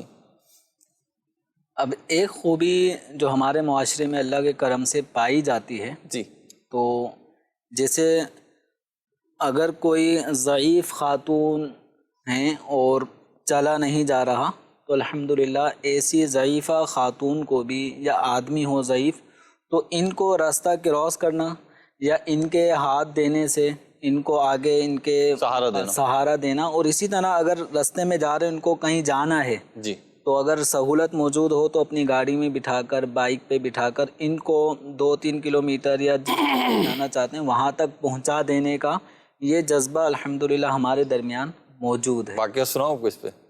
ہمارے پروڈیوسر ہیں صاحب، تو وہ مجھے بتا رہے تھے کہ میں کہیں گیا ہوا تھا کراچی ایک جگہ کا بتا رہے تھے، وہاں گیا ہوا تھا، بہت گرمی تھی. میں باہر نکلا تو 2 ضعیف میاں بیوی تھے، وہ کھڑے ہوئے تھے اور وہ بس کا انتظار کر رہے تھے. میں نے دیکھا، پہلے تو میں نکل گیا، پھر میں ریورس لے کے گاڑی آیا، گرمی بہت تھی. تو میں واپس آیا تو میں نے ان سے پوچھا کہاں جائیں گے، تو انہوں نے بتایا بیٹا میں جانے کا چھوڑا، آپ بتاؤ کہاں جا رہا ہوں. تو کہنے نہیں آپ بتائیں. انہوں نے بتایا کہ میں وہاں جاؤں گا. تو کہنے لگے میں نے انہیں بٹھایا، میری گاڑی میں بیٹھے، اے سی چل رہا تھا، تو ایک دم سے انہوں نے سکون والا سانس لیا اور شکریہ ادا کیا. تو کہنے میرا رستہ تو الگ تھا، لیکن میں نے بولا میرے ماں باپ جیسے ہی ہیں، ٹائم بھی ہے، چلو کچھ نیکی کما لیتا ہوں. انہیں میں گھر پر چھوڑ کر آیا. یہ آپ والی بات. دوسری ایک خوبی بتائی آپ نے، اور میں نے اس کی مثال بھی دے دی مجھ سے. خامی کے اندر جو ہمارا بالخصوص جو نوجوان طبقہ ہے اور اس کی جو عمر ہے نا 20 سے 30 سال کے درمیان، جی ان حضرات کا اپنی بائکوں سے سائلنسر نکال دینا، جس کی وجہ سے یعنی روڈ پر صرف انہی کی گاڑی شور مچاتے ہوئے جا رہی ہوتی ہوتے ہے. نہیں ہے نا مفتی صاحب، یہ کھونے کا اندیشہ ہوتا ہے شاید انہیں کہ کھو جائیں گے تو لوگ ان کی آواز پہ پہنچ جائیں گے. اب تو اس قدر یعنی تیز آواز کے ساتھ یہ سائلنسر نکال کے روڈوں پہ چل رہے ہوتے ہیں. پھر اس کا بھی خیال نہیں رکھتا کہ جب یہ اپنے محلے میں آتے ہیں تو سائلنسر کی وہی تیز آواز ہوتی ہے. اب کسی کا بچہ ابھی سویا ہو، ایک دم آنکھ کھل جائے، کوئی بیمار ہو، تو ان کی نیند اور ان کے آرام کا خیال نہیں ہوتا. اور اس طرح کی جو تیز آواز ہے نا، جی یہ یعنی بہت ساری صورتوں میں ہاسپٹل ایریا ہے، تعلیمی ادارے ہیں، مساجد ہیں، ان سب جگہوں پہ جو بھی افراد ہیں، چاہے نمازی ہوں یا بیمار ہوں، تو ان سب کے اندر ہر طرح کی عبادات میں آرام میں خلل پیدا کرتے ہیں. تو ان سے ریکویسٹ ہے اس طرح کے مسلمانوں سے کہ کوئی بھی تہوار ہو یا کوئی بھی چیز ہو تو اس کا یہ مطلب نہیں ہوتا کہ ہم بالکل تہذیب کے دامن کو چھوڑ دیں، تہذیب کے دائرے سے نکل جائیں. سائلنسر لگانے کا مقصد ہی یہی ہوتا ہے کہ سائلنسر کا معنی یہ ہے کہ خاموش کرنا.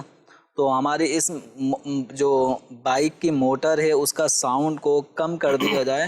اور الحمدللہ آج کل تو ایسی گاڑیاں آ رہی ہیں کہ جن کا ساؤنڈ پتہ بھی نہیں چلتا بائکوں میں. جی مزید کم کر دیا، کم سے کم ہو گیا، ریڈیوس کر دیا، اور آپ بڑھا رہے ہیں. تو غور کر لیں کیوں بڑھا رہے ہیں. بعض اوقات جو ہے نا، یہ بات بڑی چبھنے والی، لیکن بعض اوقات یہ احساس کمتری کی علامت ہوتی ہے کہ اپنے آپ کو شو آف کرنا کسی طریقے سے، ہمیں لوگ پہچانیں، ہمیں لوگ دیکھیں ہماری طرف. اور مجھ سے بھی ایک بات میں یہاں پہ عرض کرتا چلوں کہ آپ نے جو بات فرمائی نا، ایسے لوگوں سے لوگ الجھتے نہیں ہیں. عمومی تجربہ ہے معاشرے کا کہ ایسے لوگوں سے لوگ الجھتے نہیں ہیں اور یہ سمجھتے ہیں کہ ہمارا بڑا کارنامہ ہے کہ لوگ ہم سے کچھ کہہ نہیں رہے.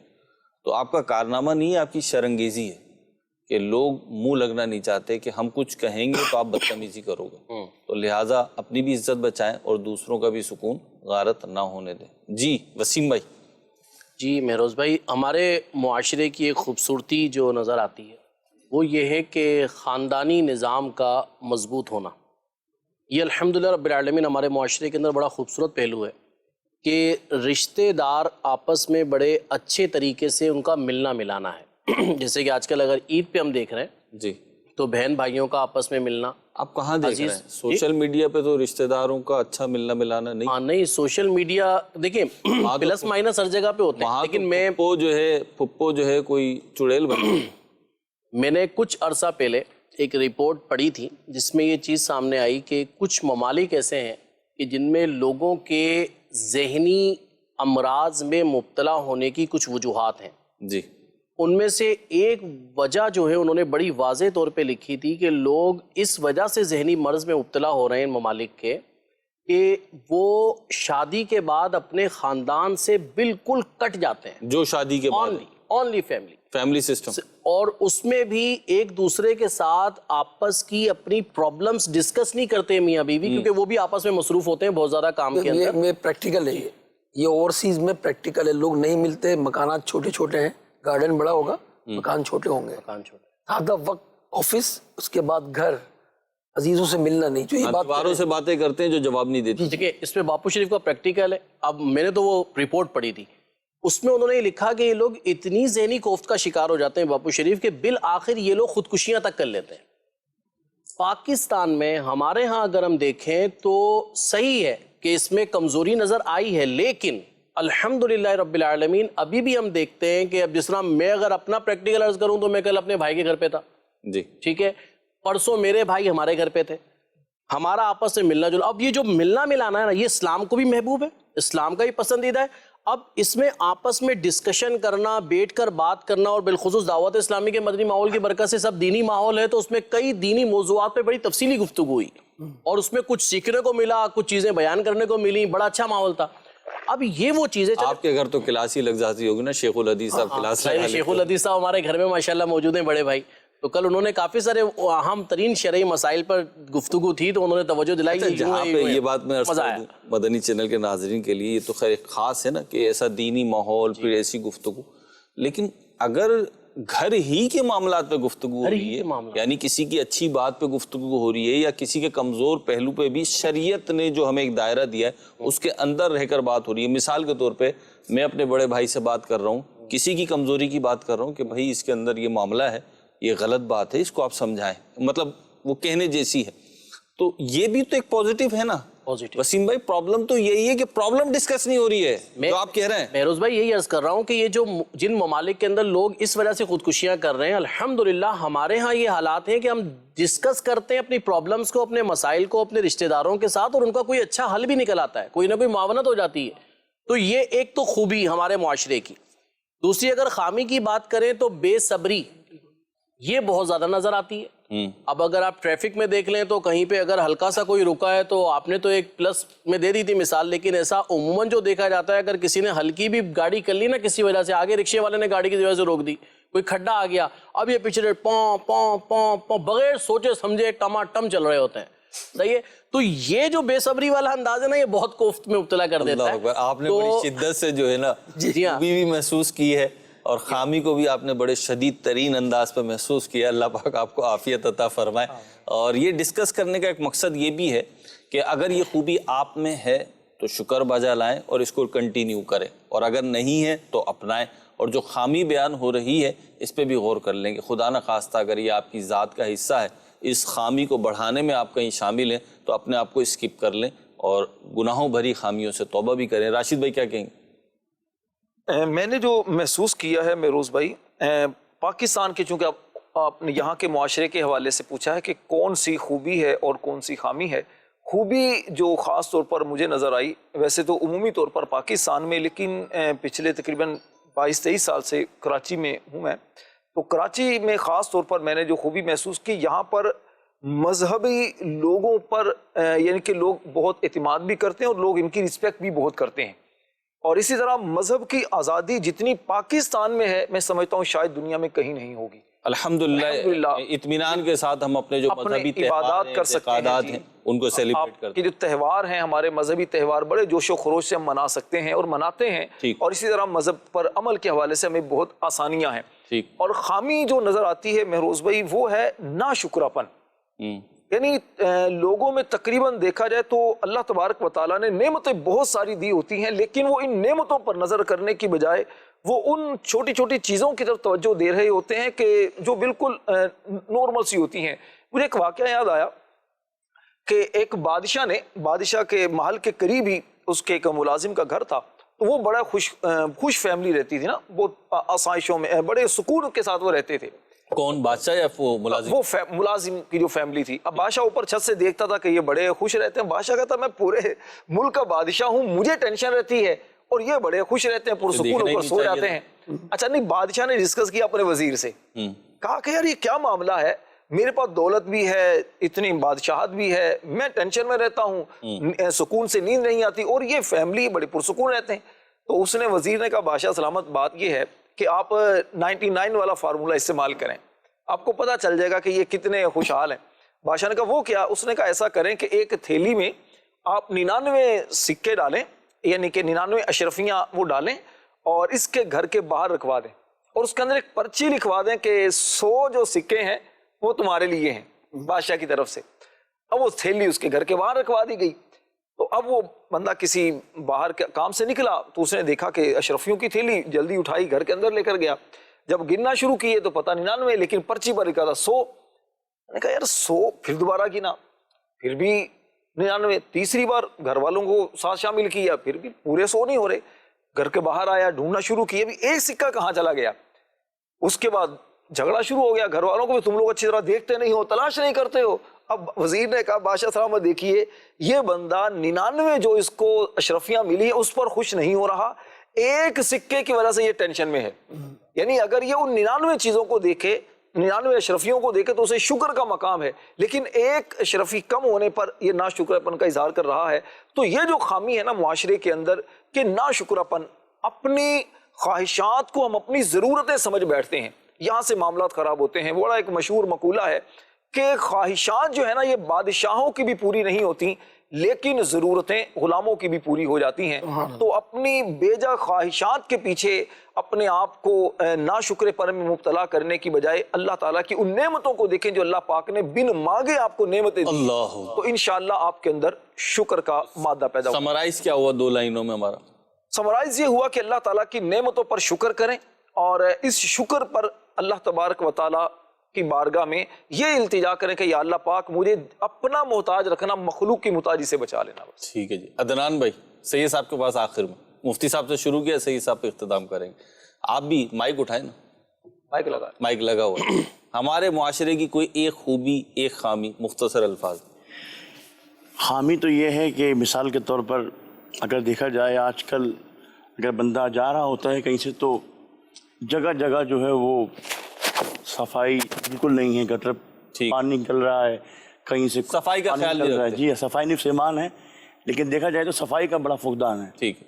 تو صفائی نفس ایمان ہے، صفائی ہونی چاہیے. صحیح. اسی طرح ایک بہتری یہ ہے کہ راستے میں پتھر وغیرہ کا پڑا ہے تو ہمارے اندر یہ ہے کہ بھئی سائڈ میں کر دیا، اس کو اٹھا کے رکھ دیا تاکہ کسی راہگیر کو پریشانی نہ ہو. ایک بہترین عمل یہ ہے. ٹھیک ہے. تو ہمارے معاشرے میں 2 باتیں عدنان بھائی نے بیان کری. ایک یہ بات بیان کری کہ دین اسلام میں خوبیاں جو ہے اس میں سے ایک خوبی یہ ہے کہ صفائی ستھرائی کو دین اسلام نے پسند فرمایا، لیکن ہمارے یہاں جو ہے اس چیز میں کمی دیکھنے میں آتی ہے، احتیاط نہیں کرتے. اچھا اس کا نا بہت سارا جو عدنان بھائی نے بات کی بہت سارے لوگوں کے ذہن میں آئے گا بھئی یہ ہمارے اختیار میں تھوڑی ہے، یہ تو جن کا کام ہے وہ کریں. تو جن کا کام ہے وہ تو کریں گے، لیکن آپ کے اختیار میں جو ہے نا اتنی صفائی تو کم از کم آپ کر لیں. اور دوسری بات بھی بڑی اچھی آپ نے بتائی کہ کوئی نقصان دہ چیز ہوتی ہے تو لوگ بتا دیتے ہیں، پتھر بھی ہٹوا دیتے ہیں. اور میں نے اکثر دیکھا بائک والوں کو بتا رہے ہوتے ہیں کہ آپ کی لائٹ جل رہی ہے جناب، آپ کا اسٹینڈ اٹھا ہوا ہے، تو جو ہے نا وہ اشارے کر دیتے ہیں. اسٹینڈ اٹھا لیجیے. یہ بھی اچھا ہے. جی سید صاحب آپ. سب میں یہ پازیٹیو نیگیٹو جو آپ کہہ رہے ہیں نا وہ تو بیان کرتا ہوں. اس سے پہلے جو پرہیز کا میں نے ذکر کیا کہ کسی کی غذا اگر 2 پراٹھے ہیں نا تو اس کا پرہیز 2 پراٹھے سے کچھ کم ہوگا. اگر وہ آپ کہیں کہ وہ 1 پراٹھا کر دے جناب، تو کوئی اگر 3 روٹی کھاتا ہے تو 3 روٹی سے کم ہے نا، کم کر دے گا تو ٹھیک ہے بھائی. وہ اگر وہ اپنی مکمل غذائی نہیں لے گا تو ظاہر ہے کہ پھر اس کو کمزوری لاحق ہو سکتی ہے. تو لوگ اس میں مختلف ہیں. جو آپ واقعہ بیان کر رہے تھے نا کہ وہ رات میں یوں کھا رہے تھے، دن میں کھا رہے تھے، اگر وہ ہضم کر رہے تھے، اوور ایٹنگ نہیں ہونی چاہیے، مگر جو ہے وہ اتنا بھی غذا کو چھوڑ نہ دیا جائے کہ کمزوری لاحق ہو جائے. اچھا دوسری بات جو آپ نے فرمائی اچھائیاں، تو یہ ایک سوال میں نے کسی صاحب نے کہا، ہمارے ایک اسلامی بھائی موجود تھے، کہ یار یہ کیا وقت ہے، کیا دور، کس دور سے گزر رہے ہیں. تو دوسرے نے برجستہ کہا بھائی امیر علیہ سنت کے، میں خلاصہ عرض کر رہا ہوں، فیضان کا دور ہے یہ کہ پہلے لوگ بوڑھے لوگ اعتکاف کرتے تھے، بلکہ معتکفین کو پکڑ کر لایا جاتا تھا بھائی کسی بوڑھے کو کہ آپ آ کے مسجد میں اعتکاف کریں. آج ماشاءاللہ نوجوان اعتکاف کر رہے ہیں. پہلے لوگ بوڑھے صرف حج پر جایا کرتے، زیادہ میں بات کر رہا ہوں ہمارے وطن عزیز کی. اب ماشاءاللہ نوجوان حج کر رہے ہیں، ایک ایک گھر سے کئی لوگ حاجی بن چکے ہیں. پہلے جو ہے بوڑھے لوگ عمرے پر جایا کرتے تھے، آج ماشاءاللہ بوڑھے بھی جا رہے ہیں، جوان بھی جا رہے ہیں، بچے بھی جا رہے ہیں. تو اعتکاف مسجدوں کو آپ دیکھیں، آج الحمدللہ جب فجر پڑھنے کی سعادت ملی، میں نے دیکھا آج رمضان کا سما تھا فجر کی نماز میں بھی. تو دعوت اسلامی کے مدنی ماحول کے ساتھ یہ فیضان ملا ہے الحمدللہ پاکستان میں کہ جو ہے وہ. اور اسی طرح خیر خواہی کی اگر ہم بات کریں تو جو ہے یہ آپ لوگوں نے ملاحظہ کیا ہوا، خصوصاً شہر کراچی میں کہ جگہ جگہ لوگوں نے دسترخوان افطار کے لگائے تھے، بلکہ گاڑی جہاں رکتی تھی تو وہاں بوتل پیش کر دیتے ہیں لوگ، اور پانی کی بوتل افطار، تاکہ ان کا تاخیر سے نہ ہو. خیر خواہ کوئی کھجور پیش کر رہا ہے. تو یہ اچھائیاں موجود ہیں. اچھائی سے ابھی دنیا خالی نہیں ہوئی، اچھے لوگوں سے دنیا بھی خالی نہیں ہوئی. جہاں برائیاں ہیں اچھائیاں بھی ہیں. یہ تو بات تھی مثبت کی اور ایک اچھائی کی. اور برائی کی اگر ہم بات کریں تو ہمارے معاشرے میں یہ بات کافی پھیلتی جا رہی ہے کہ بلا تحقیق بات کو آگے بڑھا دینا. تحقیق نہیں کی، اس سے بہت ساری غلط فہمیاں جنم لیتی ہیں. گھریلو لڑائی جھگڑے ہوتے ہیں. ہم نے یہ سنا مفتی صاحب آپ لوگوں ہی سے، آپ کی تربیت سے، کہ جھوٹ بولنے کی جو مذمت ہے، مگر بعض مقامات پر جھوٹ بولنے کی اجازت دی گئی ہے. جی، مخصوص مقامات پر. اس میں ایک مقام یہ بھی کہ کسی میں اگر رنجش ہے، لڑائی جھگڑا ہے، کوئی ایسی بات آپ کی طرف سے آپ کر سکتے ہیں. فلاں شخص آپ کے لیے تو ایسی بات کر ہی نہیں رہا تھا، وہ تو آپ کی تعریف کر رہا تھا. اب ذرا غور کریں کہ یہ مقام جواز کا ہے آپ کے پاس. اس جھوٹ کے جواز پر آپ نے اس جواز کو کب استعمال کیا؟ جتنے ناظرین اس وقت غور کریں کہ کہیں یہ بھی دیکھیں سید صاحب کہ ہمارے معاشرے میں جھوٹ ہے کتنا رائج، کتنا، یعنی وہ ناجائز ہی صورتیں ہیں، تقریباً تمام ہی صورتیں ناجائز ہیں الا چند کے، تو وہاں تو بے دھڑک بول رہے ہوتے ہیں. اچھا میں تو دیکھتا ہوں مفتی صاحب جیسے جھوٹ بول رہا ہے نا کوئی شخص، تو اب وہ بیچارہ جھوٹ بول رہا ہے، کر تو غلط ہی رہا ہے، گناہ کا ہی کام کر رہا ہے، نافرمانی والا کام کر رہا ہے، لیکن بندہ سوچے کہ بھائی آخرت تو خراب ہو ہی رہی ہے، لیکن بعض اوقات تو کوئی دنیاوی کوئی بینیفٹ بھی نہیں دکھ رہا ہوتا کہ کوئی ایک ہونا کہ چلو آخرت معاذ اللہ برباد ہو رہی ہے لیکن دنیا کا کوئی بینیفٹ مل رہا ہے. جیسے بعض گناہوں میں یہ معاملہ ہے، کوئی نفع نہیں ہے اس کو، کوئی نفع نہیں ہے، پھر بھی جھوٹ بول رہا ہے. اور جہاں پہ شریعت رخصت دے رہی ہے کہ اگر تم ایسا کر لو گے تو گناہگار نہیں ہوگے بلکہ ثواب کے حقدار ہو جاؤ گے، تو وہاں پہ آپ دیکھیں نہیں ملتا. اب سلوک کرانے وہاں پہ سچ بولیں گے، بلکہ کہیں گے دیکھو بات عجیب سی ہے لیکن میں کیا کروں، میں جھوٹ نہیں بول سکتا. او بھائی یہاں آپ کو کس نے کہا تھا سچ بولنے کا؟ یہ سلو کرانے کے لیے. اب یہ والا جو آپ کو رائٹ ملا ہوا ہے نا، یہ سب نے غور کرنا ہے کہ یہ آپ نے اپنی لائف میں کتنی مرتبہ استعمال کیا. یہ تو کیا ہوگا کہ وہ ایسا ہے، چغلی کے معاملات میں لوگ شامل ہو جاتے ہیں، اس طرح جو بات میں کرنے لگا تھا اس کے ساتھ یہ پلس ہو گئی. تو بلا تحقیق چاہے کوئی پوسٹ ہو، چاہے کوئی میسج ہو، کسی کی بات سنیدن ہو، کوئی سنی آپ نے بات، تحقیق نہیں کی، آپ آگے نہ بڑھائیں. بلکہ بعض لوگ تو میسیجز بغیر پڑھے آگے بڑھاتے ہیں. میں نے ایک ڈی پی پر یہ پڑھا، اس میں لکھا ہوا تھا کہ میسج پڑھے بغیر فارورڈ نہ کریں. اس کا مطلب یہ ہوگا کہ لوگ فارورڈ کر دیتے ہوں گے، اس کو پہلا نمبر لینا ہے نا، یار یہ آیا ہے آج عید کا پیغام آ گیا، عید کی اس کے نیچے عورت کی تصویر بنی ہوئی ہے، فارورڈ. اب مکے مدینے کی بھی تصویریں لوگ ویڈیوز جو آ رہی ہیں نا، بعض اوقات خواتین آ رہی ہوتی ہیں مکے کے اندر، آپ کو پتا ہے کہ احرام کی حالت میں منہ نہیں چھپاتی خواتین. اب وہ ویڈیو آئی ہے، خانہ کعبہ تو نظر آ رہا ہے، اس کے ساتھ جو ہے وہ عورت بھی نظر آ رہی ہے، تو اس کو آپ نے فوراً دیکھے بغیر فارورڈ کر دی.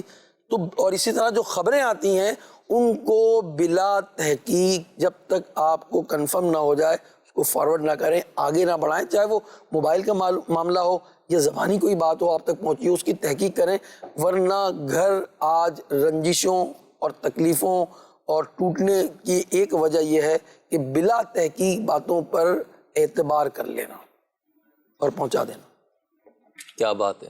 تو کالز بھی شامل کر لیتے چینل کے ناظرین کی. جی جناب کالز دیجیے.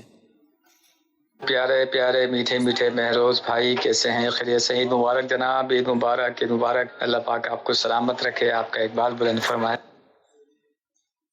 ماشاء اللہ عرفان بھائی کی آواز لگی ہے یہ شاید، اللہ پاک برکت عطا فرمائے. عرفان بھائی ہمارے مبلغ دعوت اسلامی جرمنی، لگی ان کی آواز ہے. آپ جو بھی کوئی ہیں اللہ پاک آپ کو خیر و عافیت نصیب فرمائے. اپریسیشن کا بہت شکریہ. اگلی کال دیجیے. محمد انعام اللہ طاری ڈیرہ غازی خان سے عرض کر رہا ہوں. مہروز بھائی میری طرف سے آپ سب کو عید مبارک. مہروز بھائی آپ اپنے بیٹے کو نہیں لے کر آئے؟ ہاں جی آج بیٹے کو لے کر نہیں آیا ہوں، کل بچوں کو لے کر آیا تھا. تو یہاں جب ہم سلسلہ کرتے ہیں تو دیگر بھی معاملات ہوتے ہیں جو آن اسکرین نہیں آ رہے ہوتے، تو وہ دکھانا اور بتانا بھی مشکل ہے اور ان کو فیس کرنا بھی مشکل ہوتا ہے. تو بہرحال بچے آئے تھے، کسی اور پروگرام میں انشاءاللہ آئندہ بھی آئیں گے. دعا فرمائے، ہم سب کے لیے بھی دعا فرمائے، آپ کے لیے ہم دعا گو ہیں. اللہ پاک برکت عطا فرمائے. عدنان بھائی کوئی کلام سنائیں، فرمائش بھی آئی تھی، اب آپ جو بھی سنا سکتے ہیں. صلو الحبیب صلی اللہ تعالی علی محمد صلی اللہ علیہ وسلم. کھلا ہے سبھی حالت تڑپ جانے والی، وہ دربار سچ مچ میرے سامنے تھا، ابھی تک تصور تھا جس کا خیالی، جو پوچھا ہے تم نے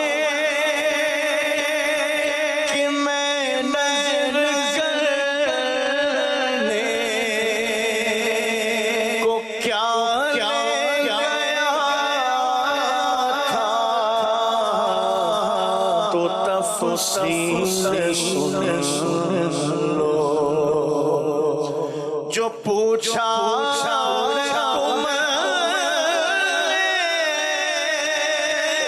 कि मैं नजर करने को क्या गया था, तो तफसील सुन लो। था नातों का एक अश्कों के मोती, दुरूदों का गजरा, सलामों की नाली। मैं उसमें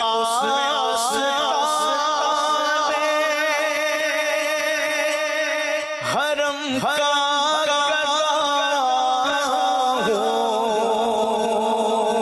जहाँ से झुकाते हैं शान आलम।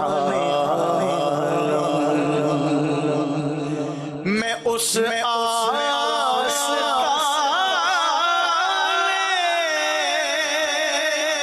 हरम का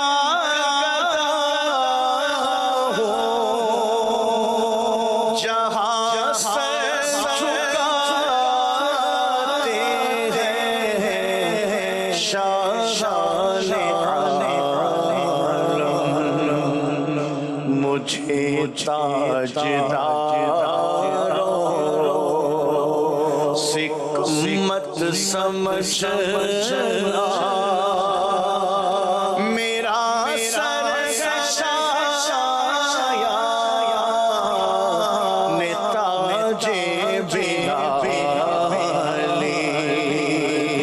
मुझे ताजदारों सिकमत समझना, मेरा सर शाया ने ताजे बिलाली। मुरादों से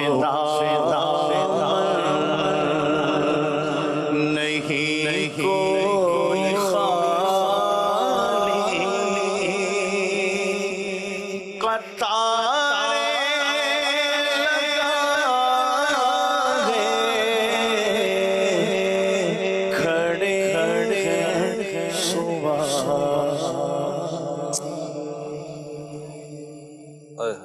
ये सब कलाम आपने पढ़ दिया है।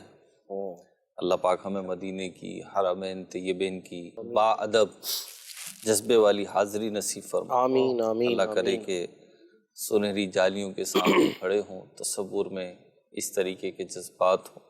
अल्लाह हमें ये नेमत भी अता फरमाए। मुफ्ती एक कॉल आई थी, वो स्किप हो गई थी। सही साहब आपके लिए भी आई थी, मैं चाह रहा हूँ उसको ले लूँ क्योंकि इख्तिताम की तरफ हमारा वक्त। वो ये कि दीन इस्लाम की तालीमात जो हैं इन पे अमल करना बाज़ लोगों को मुश्किल लगता है। बीच में अलग अलग डिस्कस हुआ ही है, लेकिन वो कॉल के जवाब के तौर पर भी एक बार चली जाए बात। असल में मुश्किल लगने की एक वजह यह है कि हमने कभी दीन इस्लाम पर अमल करने के हवाले से एक होता ना बाकायदा बंदा जज्बा रखे कि मैंने दीन इस्लाम पे अमल करना है और अल्लाह तबारक व तआला का ये दीन है, इस पर अमल करके मैंने अल्लाह तबारक व तआला की रज़ा हासिल करनी है। तो अगर आदमी अपने आप को नेकियों की तरफ राग़िब करेगा, बुराइयों से बचने का जहन बनाएगा, तो दीन इस्लाम उसको वाक़ईतन बहुत आसान लगेगा। और अगर किसी की तबीयत में गुनाहों की लज्जत अगर उसने चखी है और फिर उसे दीन इस्लाम की जो इबादत की मिठास है वो मुयस्सर नहीं आ रही, तो उसको लगता है कि ये काम मुश्किल है। अगर हम गौर करें तो मिसाल के तौर पे 11 महीने जो हम पूरे अलावा रमज़ान दिन के औकात में खाते हैं पीते हैं, मुख्तलिफ़ हमारे शब व रोज़ जो गुज़रते हैं, तकरीबन शायद ही कोई शख्स ऐसा हो जिसके 2-4 घंटे ऐसे गुजरे जिसमें उसने कोई चीज़ खाई पी ना हो। जी, तो एक आदत हमारी खाने पीने की बनी हुई है, लेकिन जैसे ही माह रमज़ान मुबारक आता है تو فوراً بریک لگ جاتا ہے اور 12 13 14 گھنٹے کہیں کہیں 20 گھنٹے کا یہ روزہ ہوتا ہے. جی. تو جب ہم نے اہمیت پیدا کی ہے نا کہ ماہ رمضان اللہ تبارک و تعالیٰ نے اس کے روزے فرض کیے ہیں، تو اس سے پہلے تک جو کھانے کی روٹین تھی کہ 1 گھنٹہ بھی ہم سے پیاس برداشت نہیں ہوتی تھی اور جس طرح ممکن ہوتا تھا ہم پانی پی لیتے تھے، لیکن ماہ رمضان شروع ہوتے ہی تو روزہ رکھنا کتنا آسان ہو جاتا ہے کہ اب 10-12 گھنٹے کی ہم نے کوئی پہلے سے پریکٹس نہیں کی ہوئی تھی، لیکن ایک چونکہ ماہ رمضان اللہ تبارک و تعالیٰ نے اس میں روزے فرض کیے، ذہن میں بیٹھ گیا کہ مجھے روزے رکھنا ہے، تو روزے رکھنے کتنے آسان ہو گئے کہ پورے مہینے کے آدمی روزے رکھ لیتا ہے. بلکہ یہی چھوٹے بچے کہ جن کو بھوک اگر ستاتی ہے تو ماں کا سکون آرام سب ختم ہو جاتا ہے، وہ ماں ان کو کھانا پینا فراہم کرتی ہے، لیکن یہی بچے ماہ رمضان میں کتنے جوش جذبے کے ساتھ روزہ رکھتے ہیں. تو اصل چیز یہ ہے کہ شریعت مطہرہ کے جو احکامات ہیں اس میں ہمارے لیے آسانی ہے، لیکن ہم اگر چونکہ احکام شرع پر عمل نہیں کر رہے اور گناہوں کی طرف اگر زیادہ لگے ہیں تو اس وقت گناہوں کی جو چاہت ہے، گناہوں کی جو کشش ہے وہ ہمیں نیکیوں کی طرف آنے نہیں دیتی. جی. اس بنا پہ ہمیں لگتا ہے کہ یہ کام مشکل ہے. در حقیقت نیکیاں کرنا بہت آسان ہے. اگر ہم نیکیوں پر غور کریں تو ہمارے اسلاف نے شریعت مطہرہ پر جو عمل کر کے ہمیں پریکٹیکل کر کے دکھایا ہے تو وہ 100 رکعتیں نوافل عام روٹین میں روزانہ پڑھنا، تلاوت قرآن، بعض اسلاف کا روزانہ ایک ختم قرآن کرنا، اسی طرح صدقات و خیرات کا سلسلہ کرنا، مسجدوں سے تعلق کا قائم لینا، حقوق العباد حقوق اللہ کی ادائیگی کرنا. یعنی چونکہ انہوں نے دین اسلام کو واقعتاً ایک اپنے لیے ہدایت کا سامان سرچشمہ سمجھا تھا، تو اس لیے ان کو ہر موقع پہ قرآن و حدیث سے ہدایت ملتی رہی اور ان کی زندگی بڑی شان شوکت اور آسانی کے ساتھ دین اسلام کے ساتھ گزری ہے. تو ہمیں اپنے خیالات اگر ہم چینج کر لیں گے تو پھر ہمیں بہت آسان لگے گا دین کا کسی بھی حکم پر عمل کرنا. اور اگر ورنہ نفس جو ہے اس کو کوئی بھی چیز ہے وہ بار لگتی ہے، بوجھ محسوس ہوتی ہے، تو اپنے نفس کو راغب کرنا پڑے گا دینی تعلیمات کی طرف. ٹھیک، مجھ سے آپ نے بڑی پیاری بات فرمایا. اللہ تعالیٰ میں توفیق عطا فرمائے. کام کرتے رہیں گے، پریکٹس میک تھنگ بیٹر، تو انشاءاللہ ہمیں عادت بھی بن جائے گی، آسان بھی ہو جائے گا، راحتیں بھی ملیں گی، بلکہ لطف و سرور آنا شروع ہو جائے گا. جیسے ہم اولیاء کاملین کی زندگی میں، صالحین کی، نیک لوگوں کی زندگیاں دیکھتے ہیں کہ انہیں نماز پڑھے بغیر، نیکیاں اپنائے بغیر سکون نہیں آتا. سید صاحب، آپ نے ایک دفعہ ایک شعر کی تشریح کی تھی، شعر تھوڑا مشکل سا تھا تو بڑا لطف آیا تھا. تو ایک شعر اور بھی ہے، وہ کیا ہے، یوں ہے: اے وائے بے کسی تمنا کہ اب امید. آگے آپ پڑھ لیں ذرا اور تشریح بھی کریں اس کی. دن کو نہ شام کی ہے نہ شب کو سحر کی ہے. دن کو شام نہیں کی، شب کو سحر نہیں کی، مطلب کیا ہے اس کا؟ دیکھیں، یہ متصل ہے دوسرے اشعار سے. مدینہ شریف کا ذکر ہو رہا تھا، حاضری کا ذکر ہو رہا تھا. یہ وہ مقدس مقام ہے بارگاہ رسالت صلی اللہ علیہ وسلم کی حاضری. سب اللہ تعالی ہم سب مسلمانوں کو عطا فرمائے جو ناظرین ہیں، حاضرین ہیں. 70,000 فرشتے وہاں صبح آتے ہیں، 70,000 شام آتے ہیں سلام کے لیے. یہ فرشتے جو ایک مرتبہ آ جاتا ہے حاضری دینے کے لیے، پھر دوبارہ نہیں آ سکتا. جو ایک بار آئے دوبارہ نہ آئیں گے، رخصت ہی بارگاہ سے بس اس قدر کی ہے. ابھی فرماتے ہیں: وائے بے کسی، اے وائے بے کسی تمنا کی اب امید. یعنی جو فرشتے جن کو رات کو حاضر ہونا ہے وہ صبح سے تمنا لگائے بیٹھے ہیں کہ اب شام ہوگی نا تو میں حاضر ہوں گا. اور شام والے صبح کی حاضری. اب جو صبح سے حاضری کی تمنا لیے بیٹھے ہیں، اب شام ہو گئی، حاضری ہو گئی، تو اب فرماتے ہیں کہ اس کے بعد اب وہ معاملہ تو ختم ہو گیا نا. دن کو نہ شام کی ہے نہ شب کو سحر کی ہے. حاضر ہو گئے، اب وہ شام نہیں آئے گی، اب تو آ گئی. اور جو ایک بار آئے دوبارہ نہ آئیں گے، اتنی ہی اجازت ہے ان کو. ہم غریب عاصی گناہگار جب جاتے ہیں 8-8 دن قیام کرتے ہیں، بار بار حاضری ہوتی ہیں، فرشتے ایک مرتبہ حاضر ہوتے ہیں. تو صبح کو جن کو شام کو حاضر ہونا ہے، صبح سے وہ اس تڑپ میں ہے، اس امید میں ہے کہ بس اب جو ہے وہ شام ہوگی، یعنی اب یہ امید ہی ختم ہو گئی ہے کہ امید ختم ہو گئی نا. آپ اس کی مثال یوں دے دیں کہ 29واں کا جب چاند ہوتا ہے، 29ویں تاریخ ہوتی ہے اور ہم عصر سے مغرب کا وقت ہوتا ہے، تو ایک امید باقی ہوتی ہے کہ اگر 30واں روزہ مل جائے گا.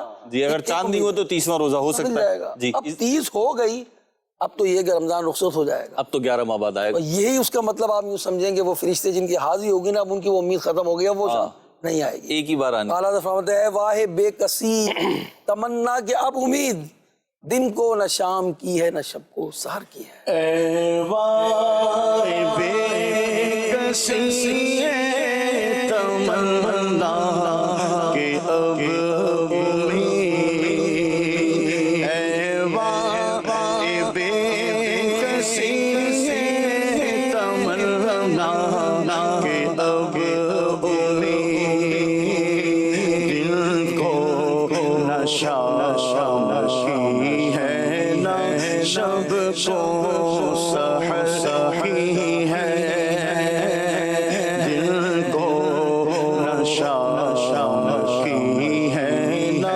شب کو سحر کی ہے. مدنی چینل کے ناظرین، گفتگو اور بھی ہے، سوالات اور بھی ہیں. اللہ پاک ہمیں علم دین حاصل کرنے، اس پہ عمل کرنے کی توفیق عطا فرمائے. صلو علی الحبیب صلی اللہ علی محمد صلی اللہ علیہ وسلم. فیضان عید الفطر، فیضان عید الفطر، فیضان عید الفطر.